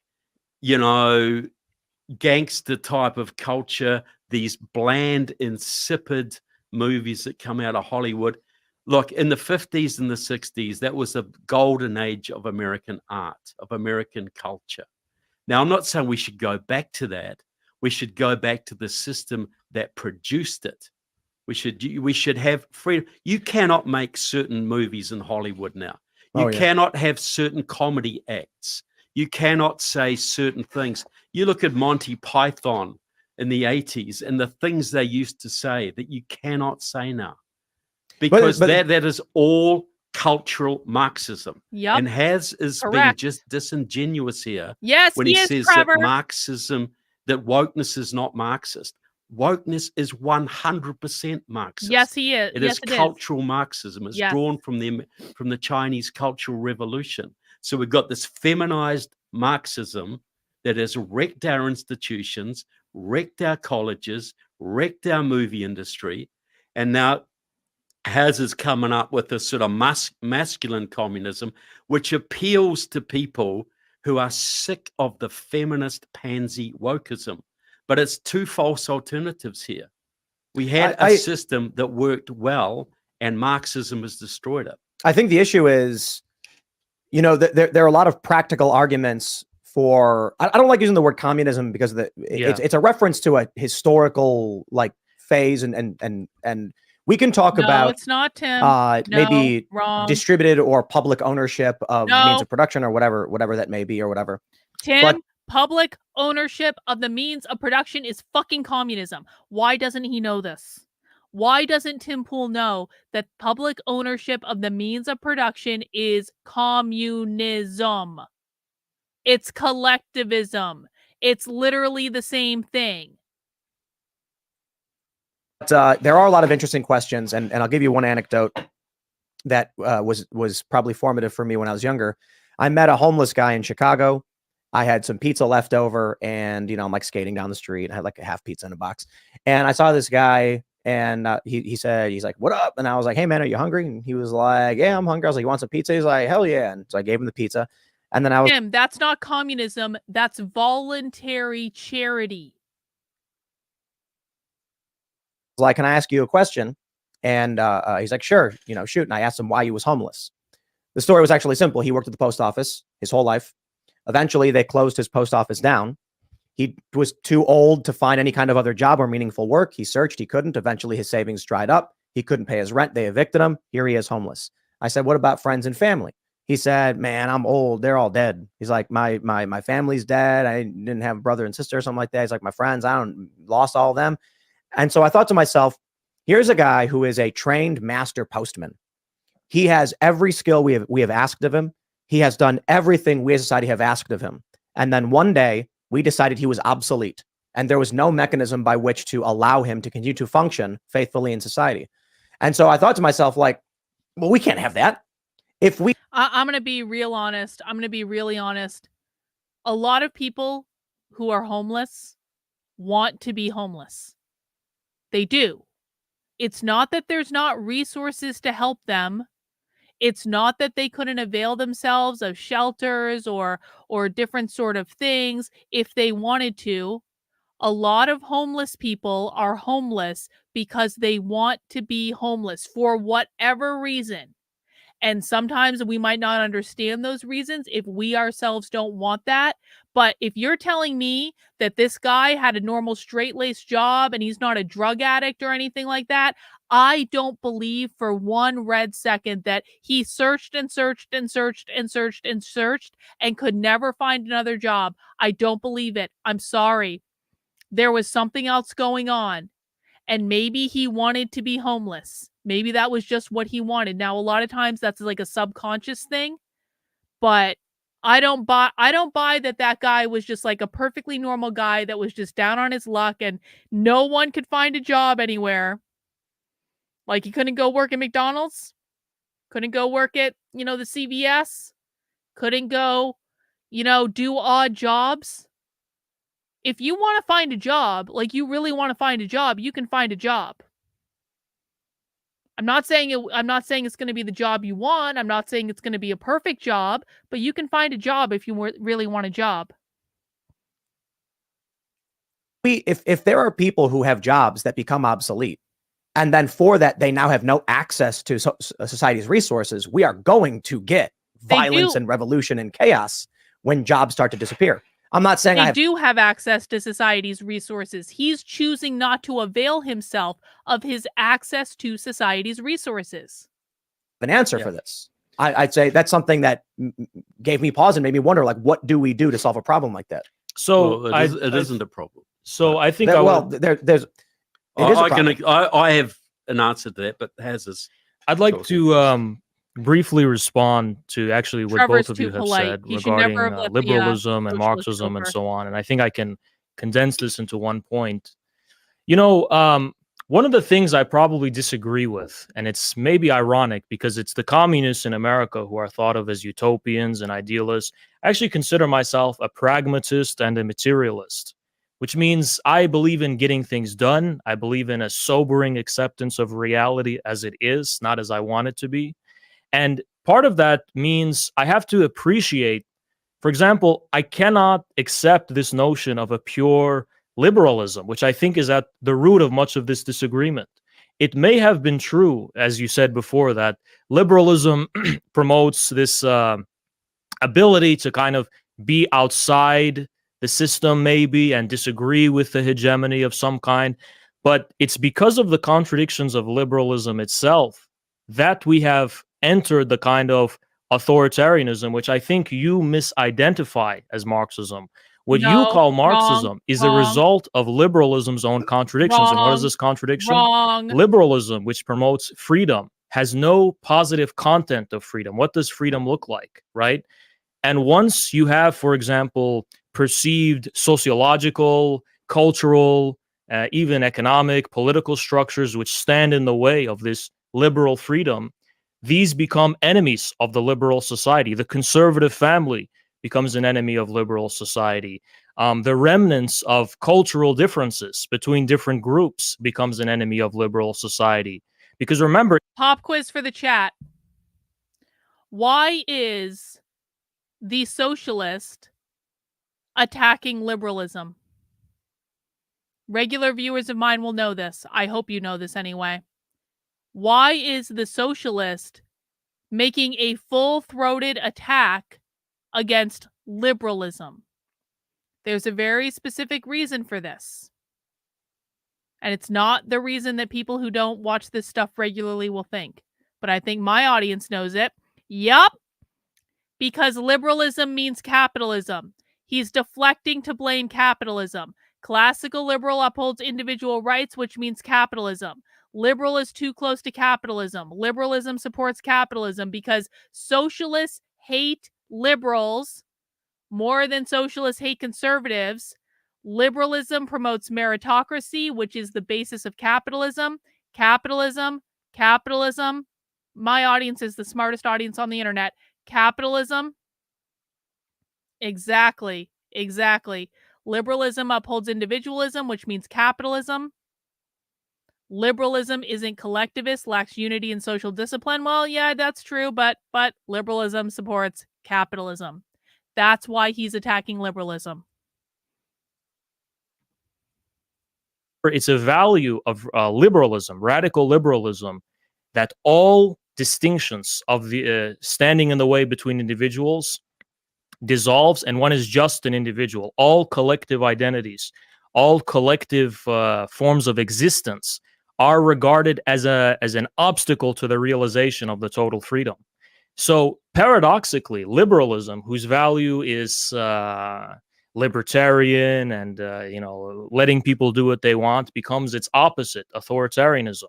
And Dugan, I don't agree with the view Everything that he's saying right now is bullshit. I hope people know that. No, I don't say just, but I'm saying there's an influence. Right. The influence is there. I acknowledge that influence. And one of the influences, I think he renders quite succinctly, that liberalism must become itself the ultimate totalitarianism, because this abstract notion of freedom, because it's not concrete freedom. Remember, socialists believe that fascism means free market capitalism. They believe that no one can be free under capitalism. They believe they must abolish capitalism to create a truly free and equitable society. So when he's talking about liberalism is totalitarian and does not support freedom, what he's saying is we need to abolish capitalism in order to create a free society. Freedom is collective, not individual. Befitting of a concrete existence of a people. It's just abstract freedom of the individual must actually become totalitarian and enforce this freedom at the expense of our human nature, I think. So the wokeness in Hollywood and the kind of cheapening of... Also, you mentioned in the 50s and 60s, this was the golden age of liberalism. I disagree. No, of culture. But I disagree, because in the 50s and 60s, remember, this is fresh off the boat of the New Deal. And hang on, Bill says Trevor has the patience. I think Trevor's being too nice to this guy, if I'm honest. If Carlin was there, she'd be standing on the table by now. I don't know that I'd be standing on the table. I'd try to keep myself a little bit more composed than that, but I probably would have thrown something at him, and I probably would have strangled Tim by now, or at least given him a good shake and said, Tim, your business wouldn't exist in his society. But I probably wouldn't be standing on the table. Thank you, Bill. Actually, the response to the failure of liberalism in 1929, and paradoxically, with neoliberalism, the economic liberalization of the economy, that means capitalism. That's when we got all of this kind of cultural authoritarianism and restrictions. That and everyone knows the 80s were way better. Your decades are wrong. Yeah, well, here's the thing. Well, I'll define what I am. You talk about liberalism. I'm an American constitutionalist. The government should be bound down by the chains of the Constitution. That has economic benefits, and that establishes a system of property ownership, property rights protection, right to self-defense, Second Amendment, etc. But that doesn't mean you don't have social institutions. You have churches, you have friendly societies, you have all sorts of institutions where both an individual and a collective being. But this is the whole point. Freedom does not lead to tyranny. Tyranny leads to tyranny. You talk about the New Deal. That was when basically the communists ran Hollywood. The communists ran the Roosevelt administration. They set up the Works Progress Administration, which flooded the country with thousands of left-wing writers and socialists, etc., which had a very bad effect on the culture. Look, the it is not about the economics isn't the key factor here. The key factor is human liberty, and human liberty cannot be guaranteed in any form of collective system, whether it's fascism, socialism, communism. Human liberty can only be guaranteed in a constitutional system where the government is limited to its bare functions, which is national defense, suppression of crime, a justice system, etc. That allows the churches to flourish. That allows the social institutions, the friendly societies, the community groups. Trevor's that being allows way the too flowering of civil being way society. too nice. Let me ask you, do you think that people should have a right to be obscene in their language Yes. in entertainment? Yes. Well, if in a private setting, of course. But you mean like a comedian should be able to go on stage and start saying all the nastiest things he wants? Absolutely. Absolutely. Yes. Well, in the 50s and 60s, that was illegal. Yeah, in certain places it was. I'm not saying that was and that was wrong. that was and perfect at that unconstitutional. time. Lenny Bruce pushed back against that kind of thing. Right. In a George private Carlin famously arrested. Exactly. In a private setting, in a private club, you should be able to say what you want to say. But so the reason I bring this up is going back to the 50s and 60s and 70s, and even to the 80s, it has been a gradual transformation in our culture to allow more and more of what culturally we would describe as obscene, to the point now where we have child drag shows, children ripping their clothes off on stage for cash. So I hear a lot of this, both from you, Haz, and Trevor. Next week, on Tuesday, just in time for Thanksgiving, I'm going to be doing a spy stream where we are going to be infiltrating a socialist, sex positive, queer liberation training. So Tim thinks that what's going on is obscene now, and that's the fault of capitalism and liberalism and neoliberalism. I am going to show you next week on Tuesday what a socialist, sex positive, queer liberation training looks like. It's going to be, I'm betting, more obscene than any drag show that Tim has ever seen in his life. And I will be sending out more information on that to the subscribers on my Substack, which is carlin.substack.com. That is a subscriber-only benefit if you want to attend the full thing. But I'm just saying that if Tim thinks that capitalism created obscene things, just wait until Tim sees what they're creating under socialism. And to me, everything just comes back to, is a group of people aligned culturally? Because then there's no question. If you had 100 people and they were all communists, pure, genuine communists working with each other, you've got no issues. In fact, there's actually a commune in the United States that caps out at 100 people. If someone leaves, they'll allow someone to come in. If people don't tolerate the communist structure, they ask them to leave and replace them with someone else. And it functions well because they've culturally homogenized their community. In the United States, we can talk about all the great works that were happening, but it was enforced cultural homogenization in that it's not absolutely, right? There's dialects, there's different styles. You go to one area, there's different music there, but there were certain barriers of, if you do this, not only will you be arrested, some people might beat the living crap out of you. Yep. So you had, I mean, look, people talk about this. If a child drag show happened, how funny, Tim, because I spent 3 days at a socialism conference surrounded by 400 Antifa, and I was pretty deathly afraid that just going to that socialism conference and sitting in a room with 400 Antifa was going to result in me getting the crap beat out of me the entire time. Just saying. Socialism is not free of violence. They are very... Tim thinks that does Tim not understand what's going on right now? Does Tim not understand that the college students supporting Hamas, they're doing it because they're in favor of violent revolution? Was Tim asleep during 2020 when Antifa was firebombing things? You think that these are all socialists, these are all communists. You think that they're not in favor of using violence? Happened in the 50s. I don't know if those people who were putting that show on would make it out alive. Well, look, a child drag show shouldn't happen now because we have laws to protect children. But if the adults want to do a drag show, they can do it whatever they like. So Yes, there was cultural repression. There were laws that shouldn't have been there, but there's also social pressures, and a cohesive society will have social pressures.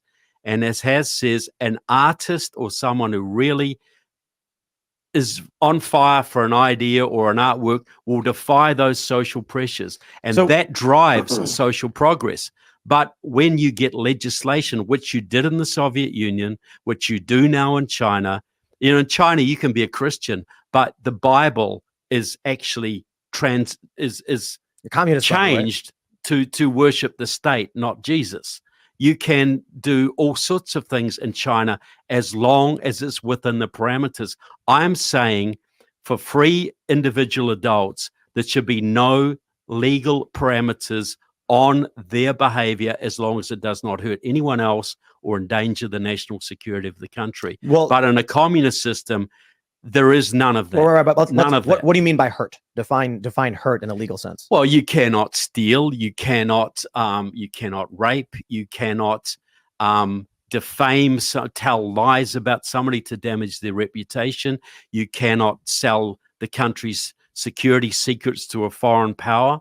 These are all, well-established things that most societies understand. Well, let's go back to the hot button issue of today, which is child drag shows. Is that hurting someone? Wait. It's hurting children.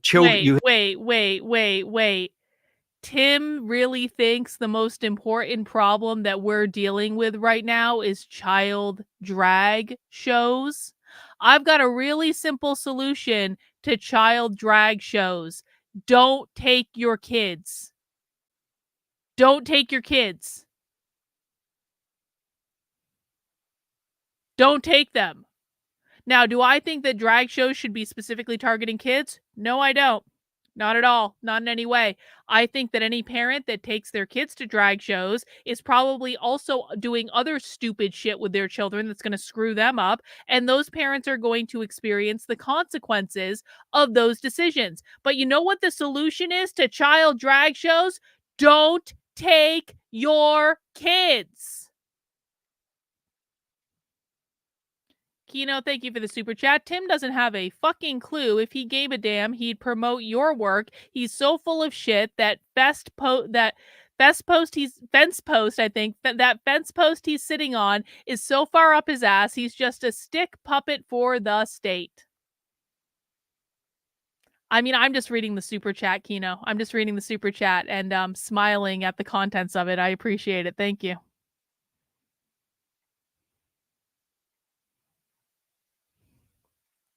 You have no right to inflict a minor to that kind of thing. What is that kind of thing? Like, I'm trying to figure out how we legally define what. I obviously have my opinions on it, but I'm curious. Like, what about a child, putting on this makeup, acting in adult manners, and pulling their clothes off? Would you define as the line legally? Like that the law should intervene and say you cannot engage in this behavior? Well, if you put on a show that it's exposing male genitalia, that is, but not they're not all doing that, right? No. The issue for me, I'll break it down, is you've got 10-year-olds on stage at adult bars where it's 21 to enter, but they have special laws that allow children to perform. You don't take your kids. You just don't take your kids. Fence post, my bad. I know, Kino. Thank you. You just don't take again, guys. Like, unless these drag shows are compulsory, and you are required to bring your kids and allow them to do like whatever they're doing, which should absolutely not be happening. That shit should not be funded with taxpayer dollars. Don't take your kids. I'm really sorry, conservatives, but parents are allowed to screw up their children. They are. And I don't like it. I don't think it's a good idea. I don't think people should do it. But if you want parental rights for you, then you need to allow for parental rights for other people. And the minute that you start trying to infringe on the parental rights of other people is the minute that they're going to start screwing you rather badly. Well, I don't know what's going on there, Jeff. I apologize. I wish you could send in a super chat. But like the universe in which child drag shows are our biggest problem is really what's bothering me, because Tim should know that there are far bigger problems than child drag shows. I'm sorry, there just are. Perform and then leave, and they have little boys ripping their clothes off, revealing still more clothes, but it is the act of Yes, people should be allowed to take their kids. Hang on, this isn't display. Yes, people should be allowed to take their kids.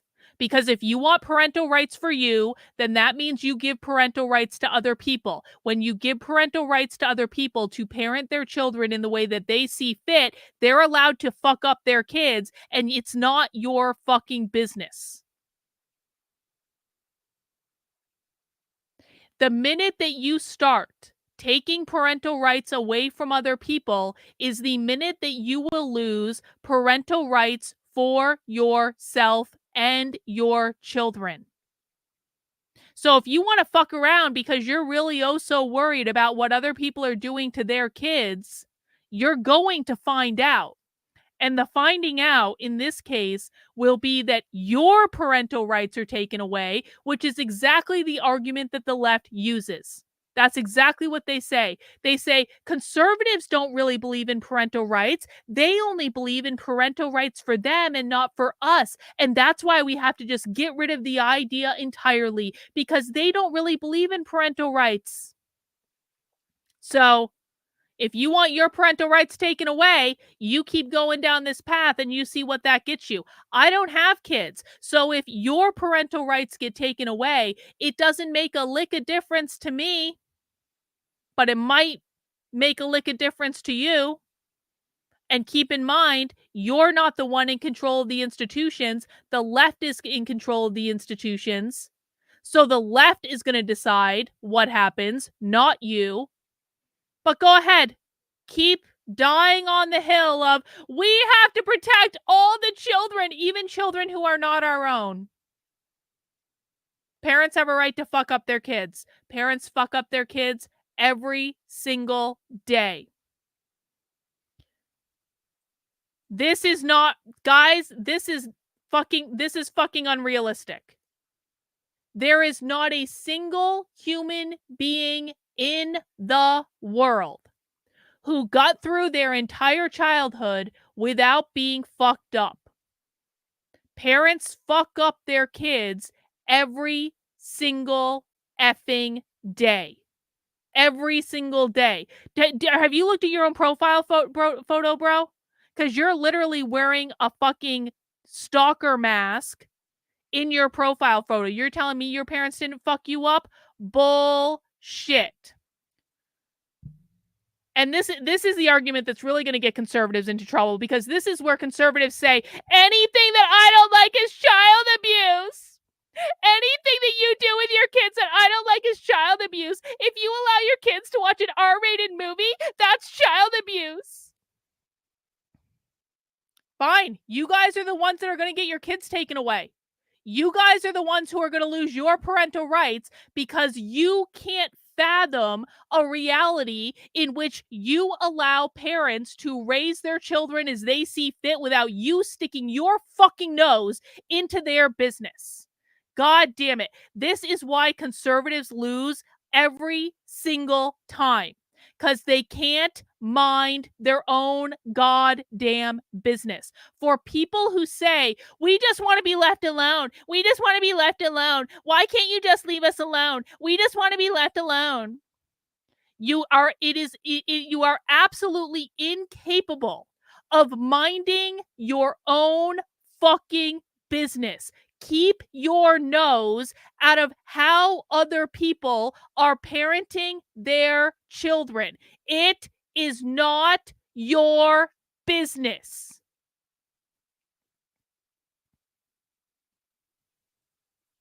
Of stripping down to like shorts or t-shirts as men throw money at them. This is a sexualized performance. I personally believe, I'm not a staunch libertarian or anarchist or anything like that. I believe that many of our laws are rooted in strong moral systems. From now on, I would be blocking any conservatives who want to whine in my chat about, well, we want to control everything for other people. We just want to be left alone, but we want to control everything for other people. Go fuck yourselves. Conservatives like this, the one I just blocked in the chat, who is continuing to whine. You guys are the reason that you are losing the culture war. You guys are the reason that our entire society is fucked up. You guys, because you cannot keep your fucking nose out of other people's business, are the reason that the left is winning. So you don't like it? I don't like that you are causing all of us to lose and all of us to suffer because you can't focus on your own fucking business. Kino says parental groups of the 80s and 90s had issues with The Simpsons and Married with Children. Turn off the TV and don't watch. That's exactly right. If you don't want your kids to be in a child drag show, don't fucking take them to the child drag show. If you don't want your kids to go to Drag Queen Story Hour, guess what? Don't take them to the Drag Queen Story Hour. It's really simple, guys. If you don't want them to see nudity at the Pride Parade, you know what the solution is? You don't take them to the fucking Pride Parade. This isn't hard. It is the easiest thing in the world. Be a parent. Instead of focusing your attention on parenting other people's children, focus your attention on parenting your own fucking children. Which is why there are certain limits to when parents have rights and when the state has rights. So does the state have a right to force a medical treatment on a child in defiance of the parents? That's a tough question, right? Depends on the medical treatment. If we said a kid was dying because their parents were trying to enforce veganism on them and they were protein deficient and malnourished, we would definitely want some authority to come in and be like, you got to give the kid meat. You got to give him food. But what if? Hang on. Bringer of Change thinks they're very, very smart, but we're gonna burst Bringer of Change's bubble right quick. Pop quiz for the chat. Why is it completely incorrect to say that the left will abort themselves into extinction? Why is this never going to happen? Let's see how much people have been paying attention. This chat is completely incorrect. Why is this chat completely incorrect? It's a nice conservative talking point. They say it all the fucking time. Why will it never happen that the left will abort themselves into extinction? Because the left has kids and they want surrogacy. Socialists have children. They're not against children at all.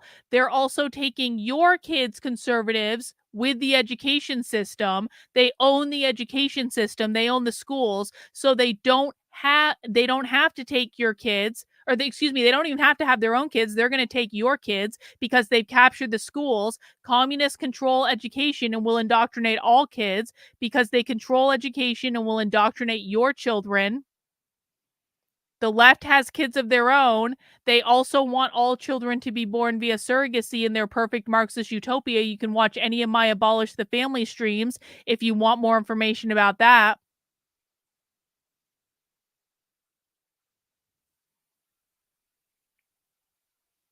So that little fantasy of, don't worry, guys, the left is going to have all the abortions and they're going to abort all of the children. And so there'll be no more leftists because they're going to abort. That little fantasy has no basis in reality at all. The parents are trying to, the parents are refusing, say, like a gender transition, and then the state decides for the betterment of the child, we are going to intervene. At least we here at Timcast, I'd say absolutely not. The state should not enforce and mandate that on parents. So there really is a cultural and more individually communal-based morality around when we want the state to intervene. And this is the beauty of the federal system, because you have different cultures in different areas. And certain areas, they have ordinances against strip clubs. Some places it's fine. That is best left to the local level, that kind of thing. But the principle that underage children should be exposed to that kind of stuff, I have no problem with the state stopping that at all. So I actually think you're onto something when you're talking about culture and this issue of culture, because let's ask ourselves a simple question. In China, and in even Iran, a non-communist state, there are no necessary laws against these things. Why? Because it is already organically within their culture. That's exactly and it's right. an unwritten rule that this is impossible. So that's exactly right. And this is something that conservatives cannot wrap their head around. Conservatives have absolutely no idea how to change hearts and minds. They just want to regulate. They claim to be small government, but they're not small government at all, because they want to be able to regulate morality onto other people. If you want to get rid of child drag shows, you change the culture so that having a child drag show becomes unthinkable. There's no reason to do it because no one's bringing their kids to it in the first place. That's what you do. But conservatives cannot wrap their head around that at all.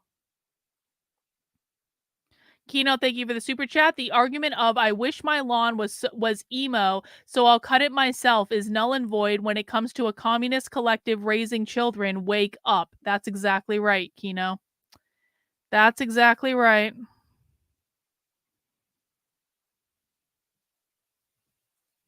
Unwritten bonds of civilization, which don't have to be enacted into law, is actually the more fundamental premise of communism. What does communism mean in China for a Chinese person? In America, it means the totalitarianism for the average person when they hear that word. Wrong. But in China or in Russia, communism doesn't mean the totalitarianism of the state. Communism means the already recognized communal existence of the Chinese nation or the Russian nation, given elevated to the supreme interest. This is why it's inherently patriotic in China or even in Russia. Like the communists in Russia are, far more patriotic even than Putin, right? And there's a reason for that, because communism everywhere outside of the West means giving representation and political supremacy to the existing civilizational values and communal bonds inherent in a people. This is why Marxism-Leninism is national in form. Now, in the American case, we have a problem in America because we don't know how to define ourselves as a nation. We don't have these unwritten bonds of civilization, or if we did have them in the past, they've substantially eroded. But to bring it back to the question of the... Where the fuck is this guy from that he's claiming that Americans don't know how to define America? Because he doesn't really sound like he's from America. America was founded on the ideas of individualism and meritocracy. That is what the American dream is. It's actually very simple to define America.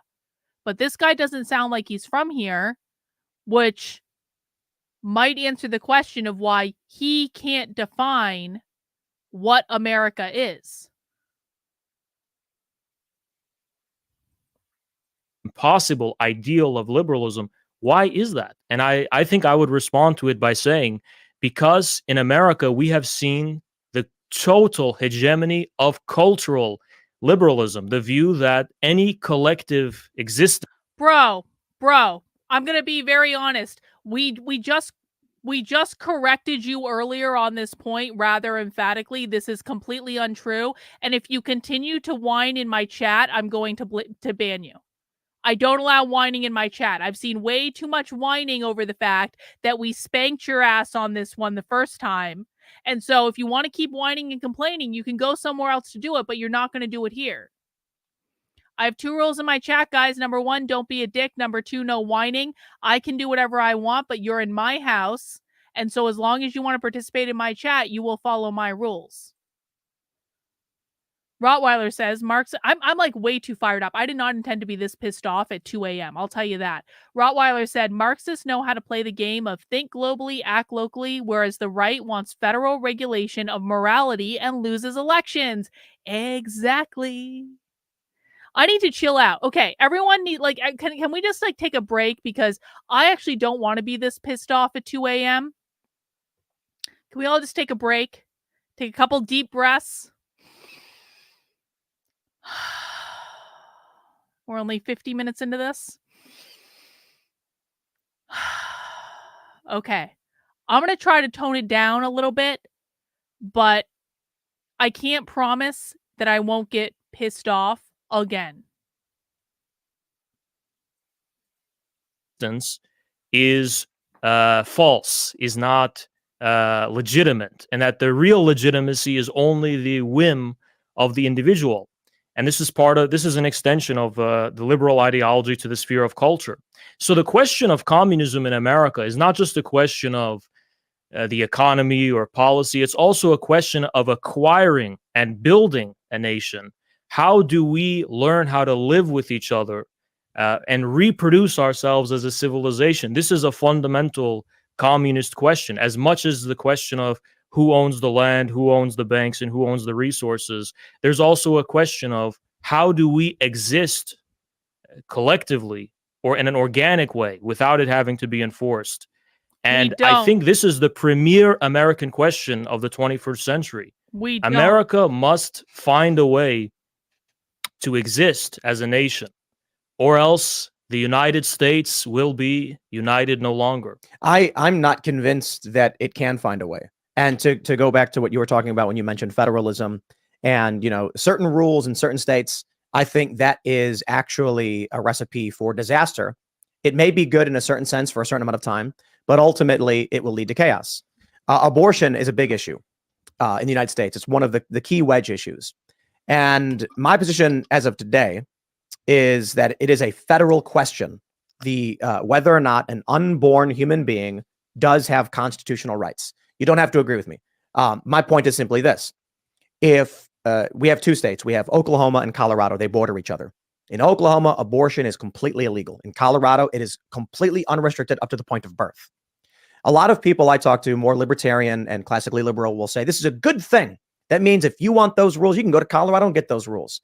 And I say, what happens when under one system of governance of the United States and one constitution, a man and a woman get pregnant? Obviously, the woman is the one pregnant carrying the baby. And let's say at 7 months, the woman decides, I can't be with this man. I don't want to have this baby. Now, the baby can survive outside the womb, but she decides to jump the border to Colorado, taking the child with her. The man then says, no, wait, don't kill it. There's no reason to kill it. I'll take the child. It's my child. And Colorado says, we don't care. We're going to kill it. You have these dramatically different worldviews, where in one state, they're saying she is kidnapping a child to murder it. And Colorado saying it's just a medical procedure. I don't see how in the long term, and this is, I'm not trying to ignite an abortion debate. I'm just pointing out one extreme example where the views are becoming so disparate that it could lead to absolute violence.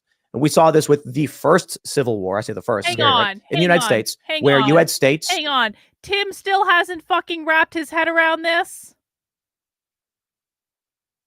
Tim, destabilization is the goal of the left.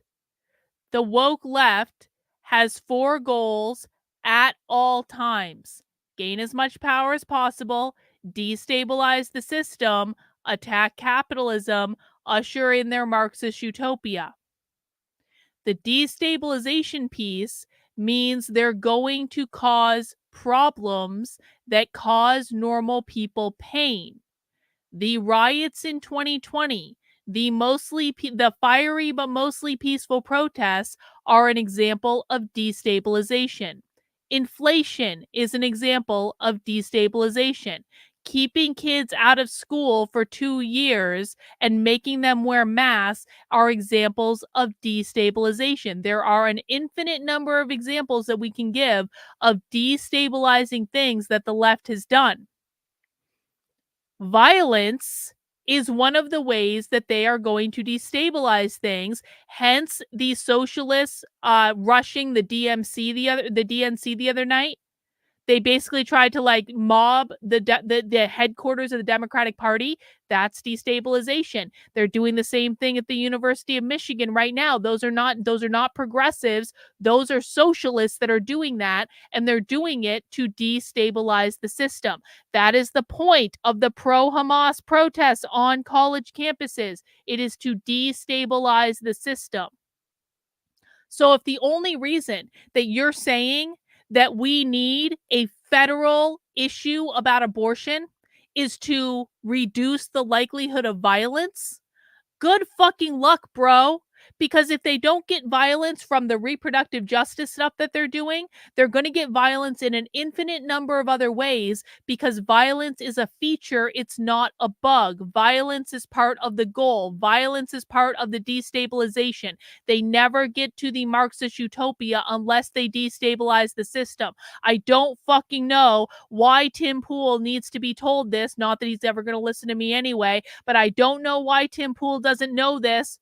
Tim Pool's always and perpetually like, I just don't understand why the left always veers towards violence and chaos. It's because it's a feature, it's not a bug. So you can regulate abortion on the federal level all you want, Tim, and it is going to change absolutely nothing. Because nothing you regulate on a federal level is going to be good enough. And I'll tell you what, too, because I've gone undercover at the reproductive justice events, and I know this directly. Any regulation of abortion is going to be seen by the far left as a threat against everything they believe and everything they want. Because abortion to the far left is a very real way to destabilize the gender binary. The far left believes capitalism created the gender binary, which put women in the home, which put men in the workplace. That's what the patriarchy is.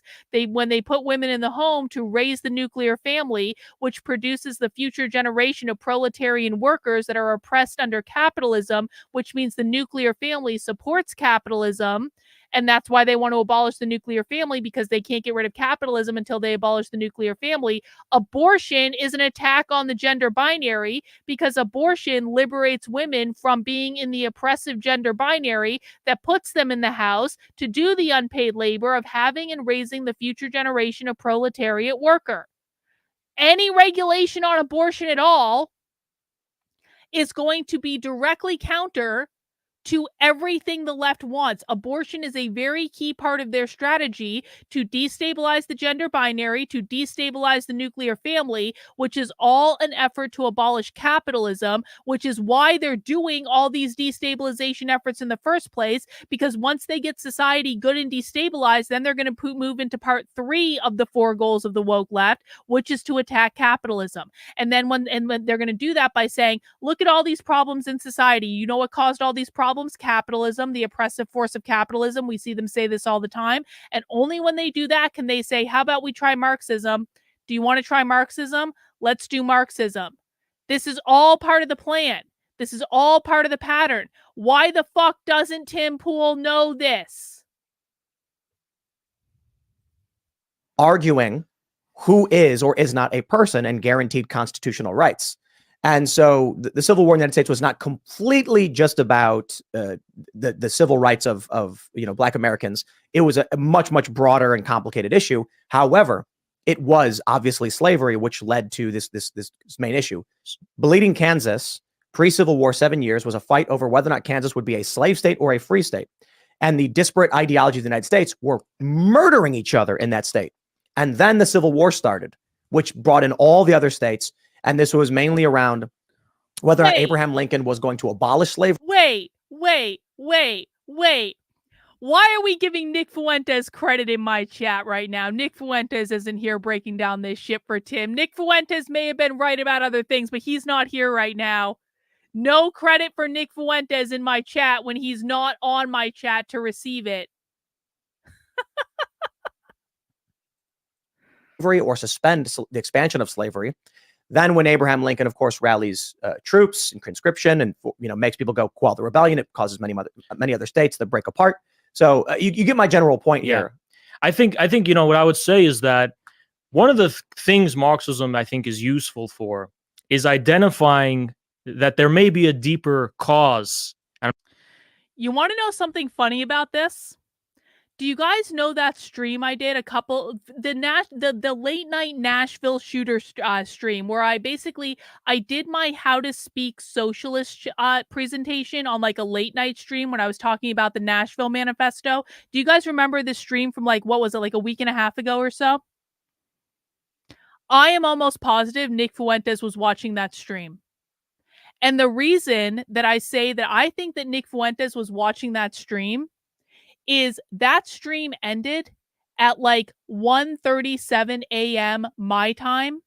And I'm talking the minute The minute that stream ended, Nick sent a message out to his Telegram saying that he was going live with his show. He went live for his show within minutes of me ending that stream. And I saw that. I literally picked up my phone. I was like, did that fucker start his show at exactly the same time that my stream ended at 1:37 in the morning?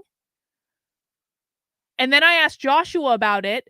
Joshua's a psychic, for people who don't know. I said to Joshua, I was like, was Nick Fuentes watching my stream the other night? And he said to me, he's like, well, he's probably watching other things too, but yeah, I think he was watching your stream. I was like, oh shit. No, I like Nick's mustache. I think it looks good on him. I don't want him to shave it. Anyway, Nick, you're welcome to come on my stream if you ever want to, answer the message that I sent you. Which I don't think he will, but oh well. Too bad for him. And this is not economic reductionism, but it's an analysis of his social differences. So we know in the Civil War, underlying this difference of opinion were different classes, the slavocrat classes of the South, for whom slavery was the primary mode of accumulation, versus the kind of northern industrialists who believed that, no, we shouldn't have a stagnant system of accumulation. We should have industrial innovation and so on, which was directly opposed to slavery, which was stagnating the productive forces. So underlying the clash of the ideology was a class difference. And I think it's the same today. I think today the difference you're seeing in America is a clash between hegemonic institutions, which act as social engineers, elevated above all of society on the basis of modern science and on the basis of expert knowledge, versus the communal, or whether we agree with them or not, the authentic values a people possess, or at least think they possess. Because I'm not going to give conservatism such an easy, scot-free, free pass. That's exactly it. Because I understand also how certain capitalists also influence this kind of rural areas and completely drive opinion and all the brainwashing that goes on. But nonetheless, they have a more authentic interaction with these kind of beliefs. It's more close to their heart than, say, a kind of liberal who just believes this because an expert told them to believe it, and they don't relate to it authentically necessarily. So what I will say is that, look, America, amidst all of our multiculturalism, amidst all of these cultural differences, there is something that we can identify, at least in a preliminary fashion, that is common to us as American civilization, and it's pragmatism. We believe the ultimate truth as Americans is what works, what is sustainable, what is what can fend for itself, like Jack London's The Call of the Wild, a beautiful piece of American literature expressing our culture. You think that America is based on pragmatism, bro? Seriously? Has anyone ever been to Las Vegas? Because I assure you, Las Vegas is not based on pragmatism at all, in any way. And hundreds of billions of dollars circulate around Las Vegas every single day. You're going to tell me that's pragmatist? Yo, that's just stupid. America, if America was based on pragmatism, our refrigerators would be the same size as European refrigerators. Our refrigerators are huge and monstrous compared to European refrigerators. If we wouldn't have half the shit we have in America if it was based on pragmatism. That doesn't even make any sense. And I think it's true also for culture. Like, we can have these debates about what should be moral, what should be legal, what should we put on the books, all we want.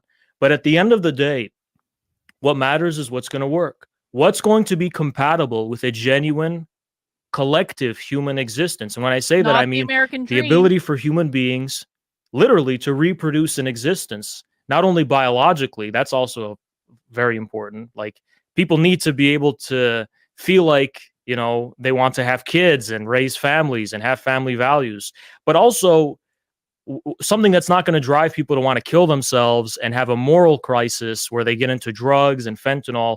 And this is the spiritual element that is actually, if you want to put it in a vulgar way, necessary for human beings to work. just to exist. Like, we need to feel like we live in a society commensurate with morality, with beauty, with goodness, just to be able to function. So it's very American that we place an emphasis on just functionality, and it works. But I think this who gets to decide what morality is? Who gets to decide what morality is? I'll go back to my internet friend, Nick Fuentes. No offense, Nick, I don't want Nick Fuentes deciding what morality is for me. I have no problem with Nick deciding what morality is for him.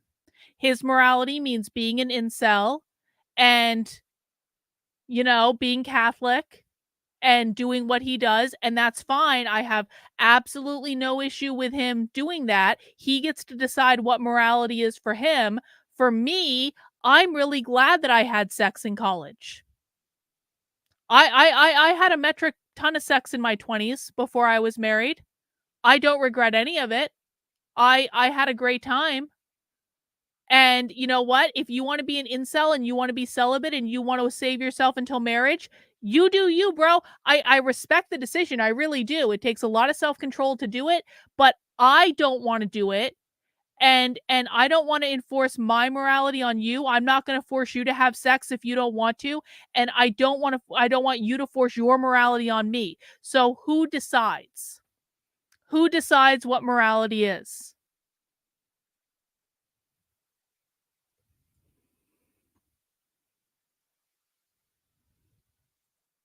may be a key to, for me at least speaking, I'm the only communist here, but for me, this is key to American communism.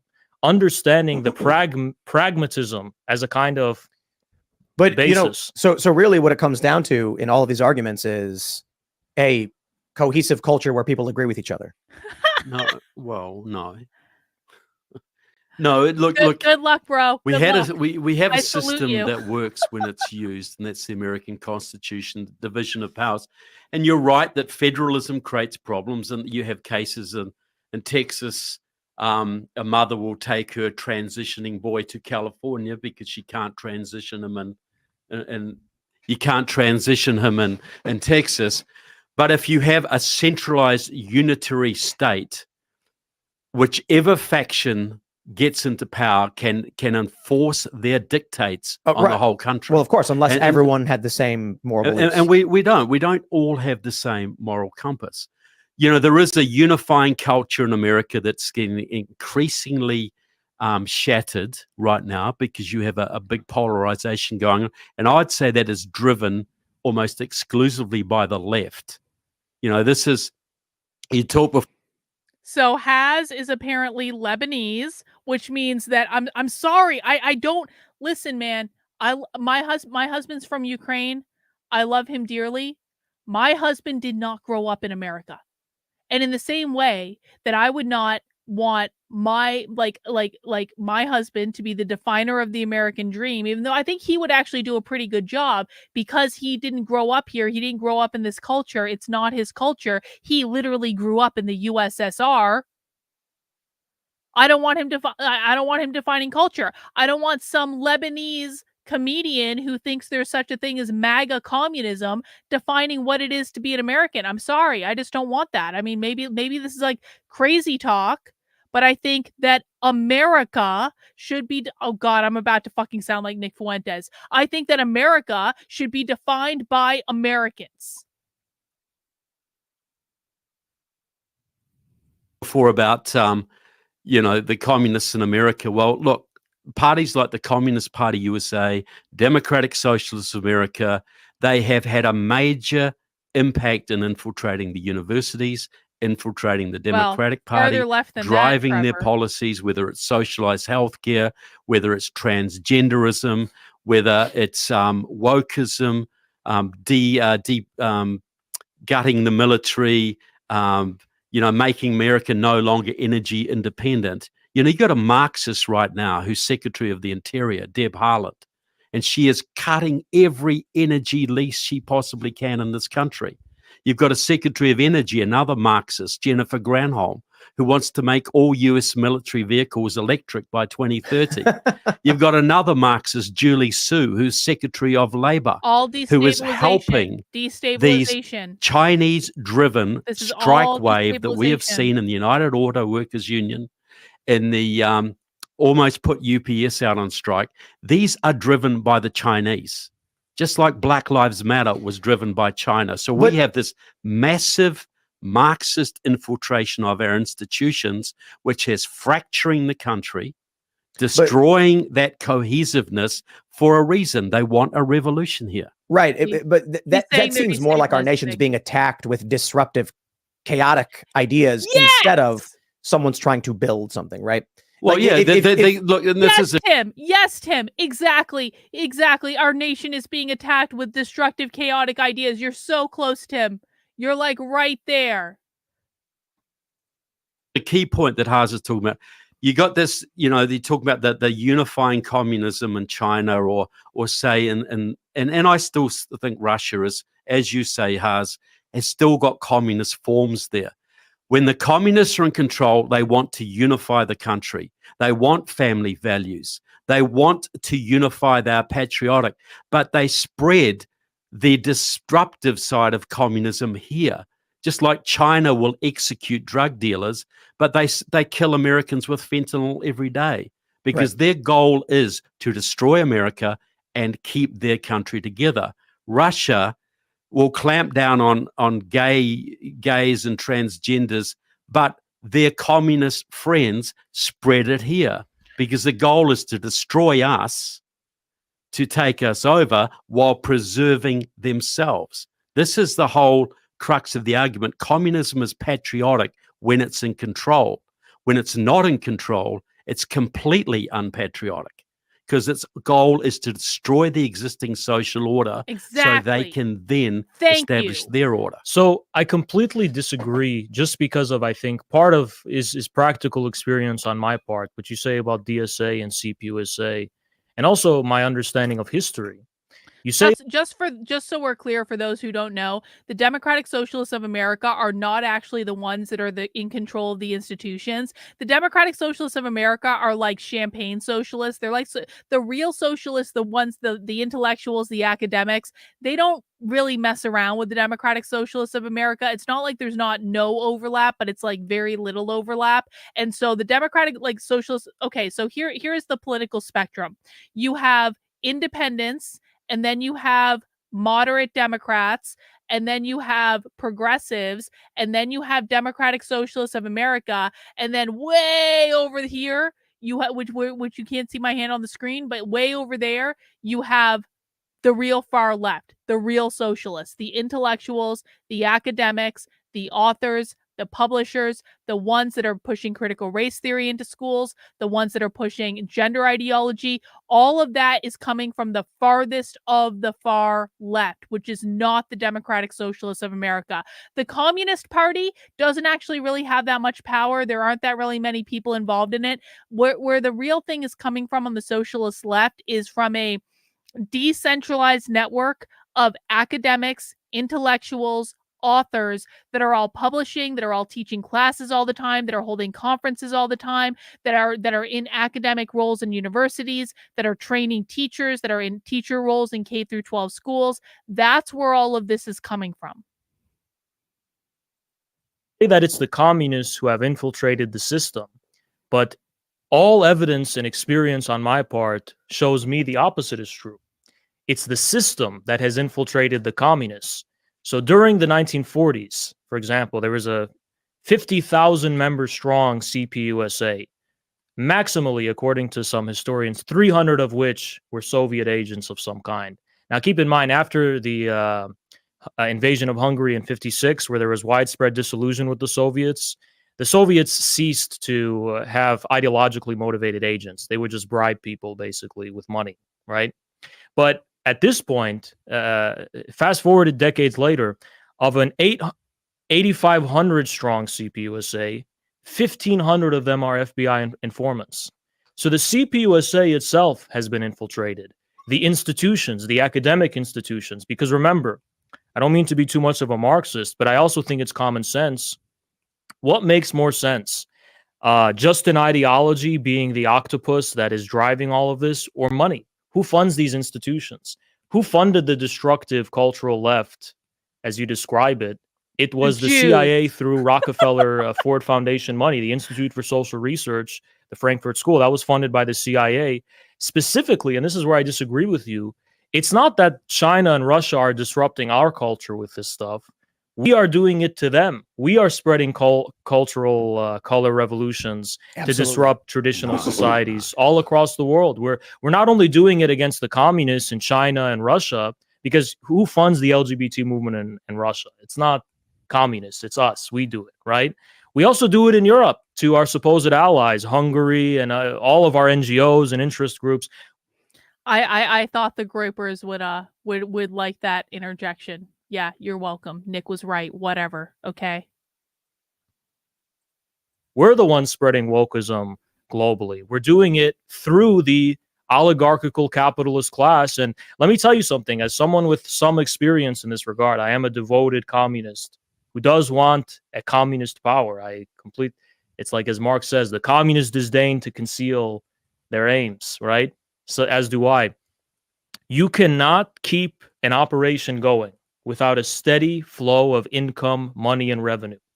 Or else the institution that the agent is planting themselves in will corrupt them. If you have a communist sitting as a post as a professor in a university for 40 years, the institutional culture of the university, which is bourgeois, according to Marxism, will shape not their anymore. outlook. This is why Maoism talks about the need for a mass line. Even when you really think that today's colleges and universities are bourgeois?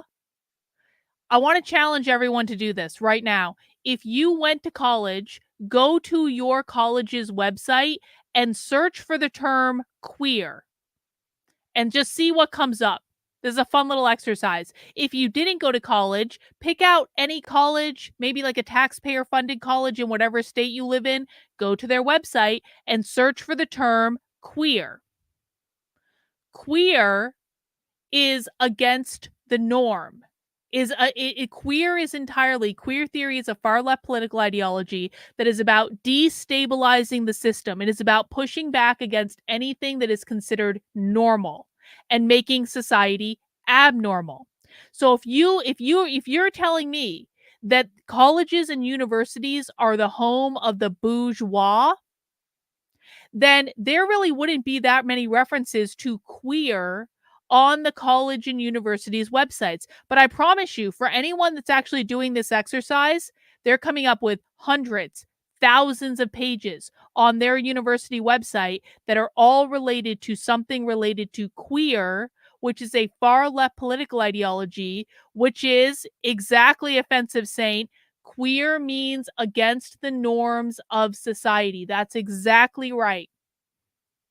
Queer is the destabilizing force that is not only pushing gender ideology, but wants to disrupt everything that we consider normative to include the nuclear family.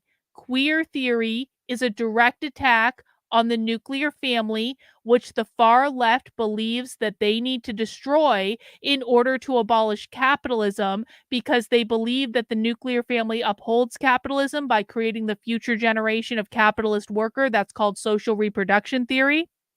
And so they believe the only way they can get rid of that is by getting rid of the nuclear family, because their number one goal is to abolish capitalism. So they have to take out everything in their way. Queer theory, which is about destabilizing the norms of society, is directly related to that. Create a party apparatus with a bureaucracy and a fundamental organization. You're paying people a salary.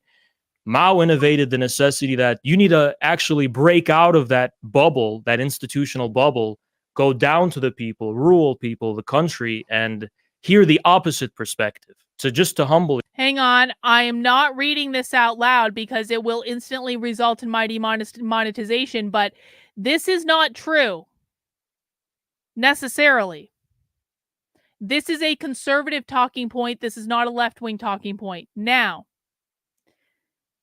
The left is not necessarily the biggest fan of age of consent, but that does not mean that queer theory means this. This is not true. This is, again, this is a right-wing talking point. That is not a left-wing reality.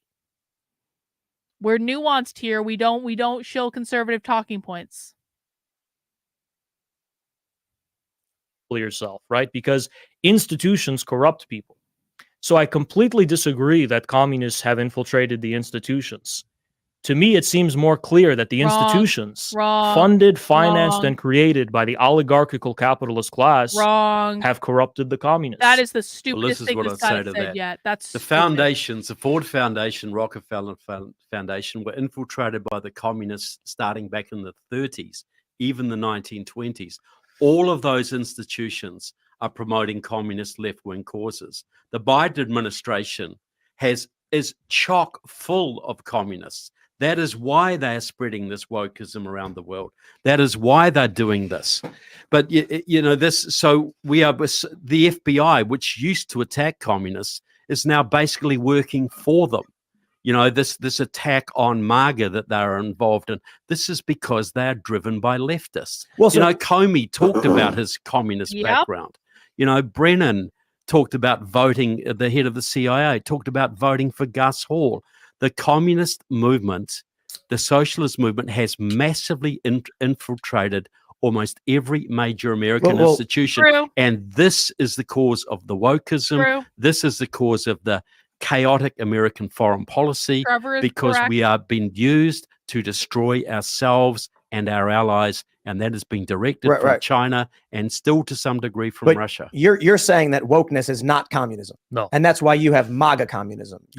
Well, it's not. It's just Marx. There's no wokeness in China or Russia. There's no wokeness in communist countries. Well, so China's. They're doing ads where they've got young men who are fit. Russia is doing these military commercials where they're ripped men with shaved heads jumping out of airplanes. So to me, it's like MAGA communism is not just a response to wokeness. MAGA communism, the meme, if you want to know the meaning of it, is basically this: the fertile soil of a communist movement in the U.S. will have as its foundation the same people who are MAGA right now. It will be that because to me, MAGA is trying to give America a collective existence. It's trying to give identity to an American nation. This is what this guy is cribbing that guy from Midwestern Marx. This guy is cribbing one of the guys that's on Midwestern Marx, because that guy in Midwestern Marx literally wrote a book about this that came out. When did that book come out? Like 6 months ago, something. Whenever we first encountered Midwestern Marx, that's when that book came out. And that book, from like their director, like I don't know, he's like some like analyst or something. Basically, the premise of that book is that socialists and communists should reach out to like MAGA people because they think they have more in common with them because it's a populist movement. So this guy right now is cribbing Midwestern Marx, which is why he's not explaining it eloquently, because these are not his ideas.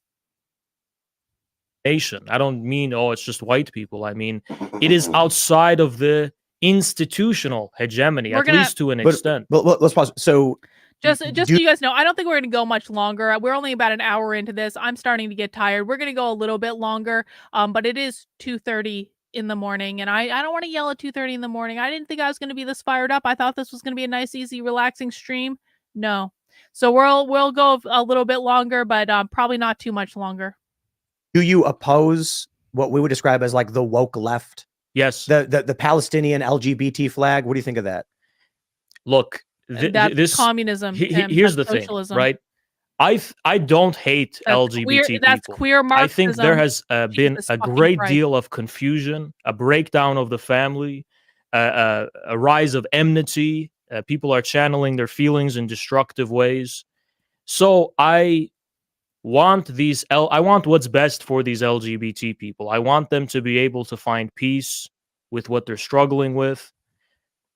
But whether it's the right wing or the current woke leftists showing solidarity with Palestine, I choose to believe there is an authentic reason for why they're doing it. Yes, of course, leftists are interpreting it in terms of the post-colonial studies and whatever whitey bad stuff, and But right-wingers are interpreting it in their own problematic ways. But But my question, yeah. sorry, just to get what the modern left that we see in this country. don't like LGBT flag. I don't like any LGBT flag. I'm just saying, like, the Yeah. woke left is not what you would view as communist. When Absolutely not. Their ideals What are a mostly based on moron. weird identity-based things. Is that what you're Yes, saying? I basically look.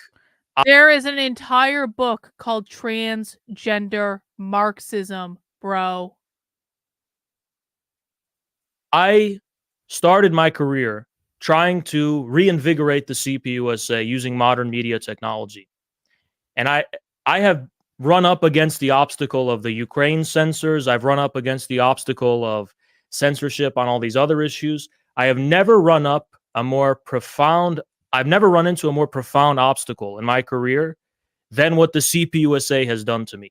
And I wasn't problematic. I wasn't bigoted. I wasn't any of these things they now accuse me of. Just because I wanted to reinvigorate that party and return a foundation. This is what communism is about. Your foundation of a communist movement. This is true. Go back to the beginning of Marx, Lenin. This is communist organizing 101. Is in the working class. That's your foundation. That's where all of your ideas have to authentically interface with. The notion of a communism based in universities and elites and professionals and intellectuals, it's against Marxism. How can it be Marxist? Marxism is about the class struggle. Do you have a commune? Like, do you have like a community or anything that you've built or are building? I don't. This is more the utopian socialism, which actually has a very long history in the United States, and it was critiqued by Frederick Engels and Marx. There was various in the 1800s. They called them utopian socialists, and they wanted a new harmony and so on. They wanted to build these kind of a shell of what they would consider a functioning society. Now, personally, I think America is an experimental culture by nature. And actually, I'm not against experimental forms of association at all. I just think that we should find ways to reward and be inspired by the ones that work. So room for experimentation and then see what works. But to me, communism is not about a certain lifestyle. Communism is about a way of relating to the existential predicament of your nation, to your people, and most importantly, to the working class. Describe your, like, how is communism achieved? What would this country look like if it's achieved? Well, I can't speak too far ahead into the future because I'm conditioned by what exists. If communism was achieved in this country, there would be no home ownership. There would be no gender. Everyone would be non-binary. There would be no private businesses. There would be universal health care. The government would provide all of your health care. There would be no private doctors, no private insurance companies. There would be universal public education. There would be no private education. There would be no homeschooling. All of that would be outlawed. You will not own your home. You will not own your car. You will not have a private kitchen. You will not have a gender. Like I already said, everyone's going to be non-binary. The nuclear family as we know it now will not exist. The majority of relationships are going to be some kind of like polyamorous, like group sort of thing where there are multiple sets of parents raising the children. There are some communists that want all children to be born via surrogacy because they believe that having children is dangerous for the mothers, and then they end up doing the unpaid labor, blah, blah, blah, blah, blah, blah, blah, blah, blah. There's a whole bunch of stuff I do on abolish the family socialism around that.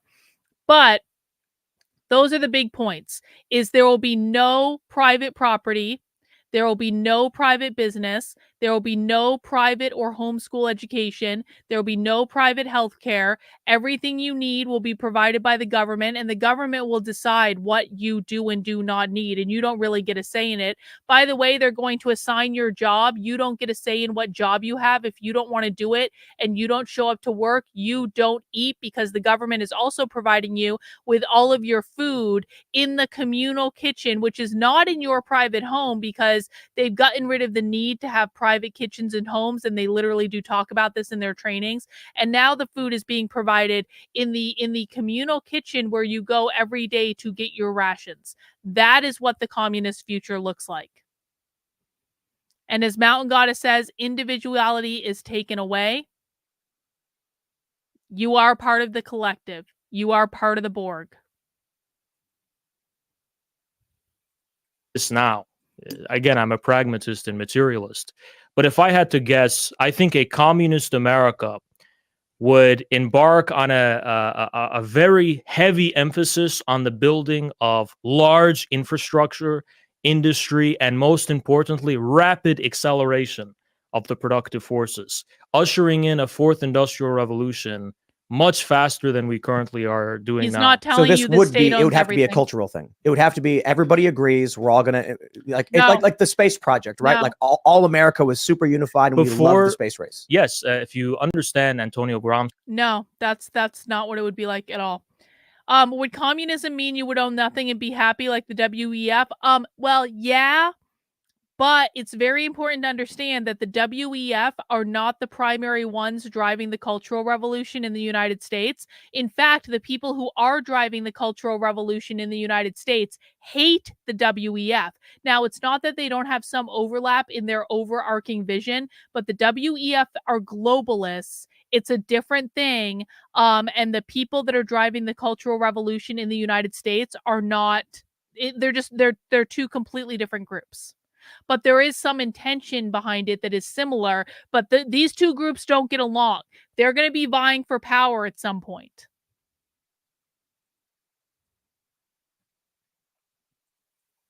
who's one of the most important theorists of Marxism.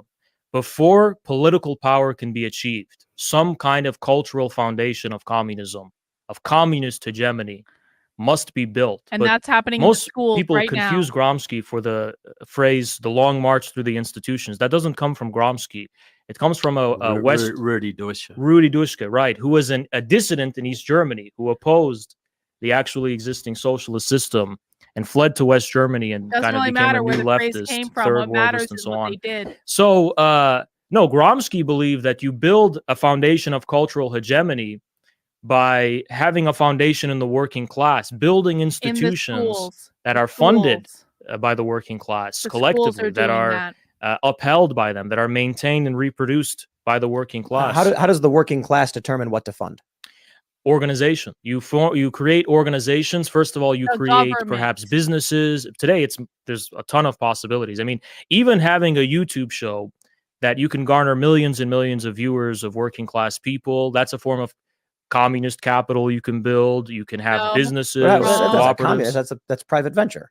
If Yeah, people choose to exactly, give me Tim. money and then I use that money for what I want to do with it. Sure, but it's conducive to the aims of a communist movement, which is No. to build a form of cultural hegemony. Obviously, that's going to be within I the don't system we live in now. see that's the issue I'm trying to understand, because I don't think that's communism, right? That doesn't seem to make sense. I think it culturalism, perhaps, like Yeah. the mission we have here is we produce content, we have a show, Yeah. we try to we have our varying opinions on the show, Yeah. and then people choose to give us money. We use that money towards ideological ends. Well, like, the premises of a communist economic system, those are material. You cannot voluntarily create communism.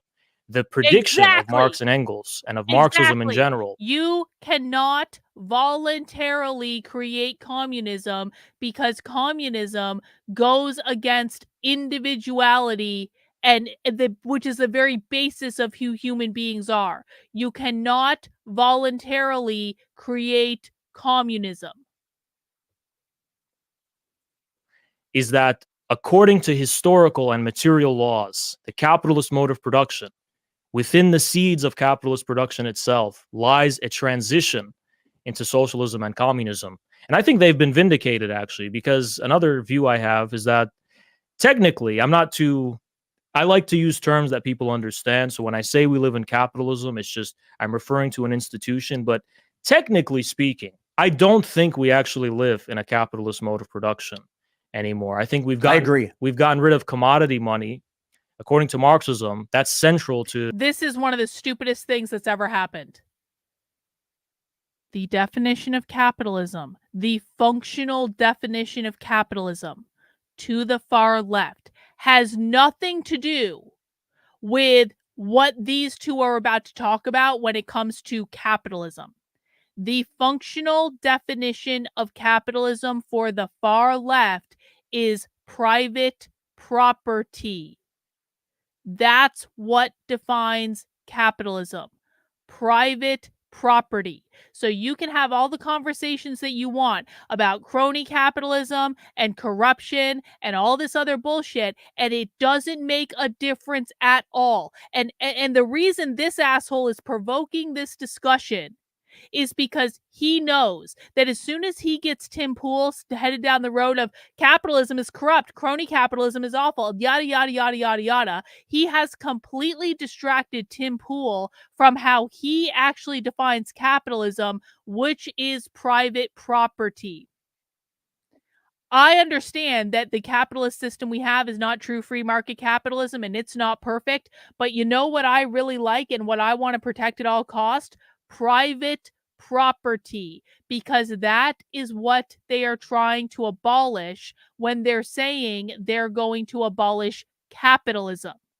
And I guarantee you that whatever system these idiots replace capitalism with is going to be infinitely more corrupt than our current capitalist system is. So never allow these people to distract you, because they provoke these conversations about, this is when I say, like, the 4 goals of the woke left are always the same: gain as much power as possible, destabilize the system, attack capitalism, usher in their Marxist utopia. Tim, you know that capitalism is inherently corrupt, don't you, Tim? Don't you think capitalism is bad, Tim? Maybe we should replace capitalism because capitalism is so corrupt. It's causing all these problems. Tim, can we replace capitalism with Marxism because capitalism is corrupt and it's you agree, right? So the minute that you go down this road of agreeing with the premise that capitalism is corrupt, you play right into what they want you to do, because what they don't want you to understand is that they have a different definition of capitalism than what Tim Pool has. Same vocabulary, different dictionary. This is why you need to learn how to speak socialist, because these people have a fundamentally different definition for words that we commonly understand, and they use that against us to advance their ideas to facilitate their cultural revolution in this country. A capitalist production. Money must be a commodity, right? Gold, for example. Money today is fiat money. Okay, so when currency itself, when exchange value itself is political, we can't talk about living in a capitalist system anymore. Also, the information economy, I think, has done a lot to accelerate a transition into a post-capitalist economy. I don't think enterprises are purely profit-based anymore. I think that there's this ESG. Yeah, exactly, precisely that. So, building a communist movement is going to be this is what Marx said: the premises of the communist movement are now in existence. So yes, communists can open small businesses to create a hegemony and fund a movement. Is that a capitalist relation of production? Maybe, but is it one also within a wider transition, regardless of what we do? Yes. Also, communism doesn't come from the sky. It comes from the premises now in existence. So, Lenin said this. It's kind of an idea to get the view of what communists believe, but it's kind of gruesome a little bit. But it's, understand it metaphorically. You hang the capitalist with the rope he sells you. But I don't believe in the violence. You understand, it's like you're destroying the system. What does that quote mean? Well, it may have a different meaning than what I'm about to say, but I want to point this out. You hang the capitalist with the rope that he sells you. People say all the time, like, they come into my socialism streams and they're like, why are socialists selling books? Why are socialists engaging in capitalism? Why are they using capitalism if they don't believe capitalism should exist? And I have to explain them every single time that it literally says in the Communist Manifesto that socialists and communists are allowed to engage in capitalism as long as they are using they're doing so as a means of advancing the revolution to abolish capitalism. They have to engage in capitalism because they live in a capitalist world and they have to survive and all that. But as long as they don't ascend to be part of the bourgeois and they are using the fruits of their labors under capitalism to facilitate the Marxist revolution to abolish capitalism, then they're totally allowed to do it. So when he says, like, that was the first thing I thought of when he did that Lenin quote of like the capitalist, like hang the capitalist with the rope that he sells you. It's like they're engaging in capitalism to facilitate the revolution against capitalism. Make sense? We'll watch a little bit more. System through the system itself. Well, to say you don't believe in the violence, Haz, you've got the invasion going in the Ukraine right now. You've got threats to invade Taiwan. You've got Russia's puppet, Iran creating mayhem in Israel. These are all violent things. But we'll get back to an area. You talked about the mass line before. People need to understand what the mass line is. That's a Maoist term. And the theory is you go to the people, they give you the ideas, and you come up with a mass line, and everybody must do it. Well, we saw the mass line during COVID. We see the mass line through Black Lives Matter, which is a Maoist construct. We saw the mass line in transgenderism. You cannot challenge transgenderism. You could not challenge the great example. The masks, lockdown, vaccines mantra. You could not challenge that. That was enforced through the World Health Organization, which is controlled completely by the CCP. Let me finish. Sorry. I gave you a good go. And so this is enforced here by pro-Chinese politicians, pro-Chinese unions in our state. We saw communism through COVID. We saw communism through Black Lives Matter. We're seeing communism now with the transgender movement. We saw communism with the fact that you cannot challenge election results. This is mass line politics in America now, enforced through the CCP, through the big tech that depends on the CCP, through the institutions controlled by the CCP in this country. That is tyranny. Hang on, I think that is a beautiful place to end the stream, with me cutting off Tim before he has the opportunity to disrupt the very good point that Trevor just made that Tim probably wasn't even listening to in the first place. All right, guys, that is all we're going to do tonight. I got about a little over halfway through the stream. I think I did a pretty good effort for tonight, but it is 3 a.m. and now I'm tired and I want to go to bed.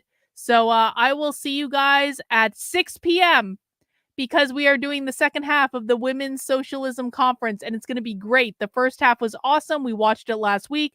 We're doing the second half at 6 p.m. for Socialism Saturday, so I have to go get to my beauty sleep, such as it is.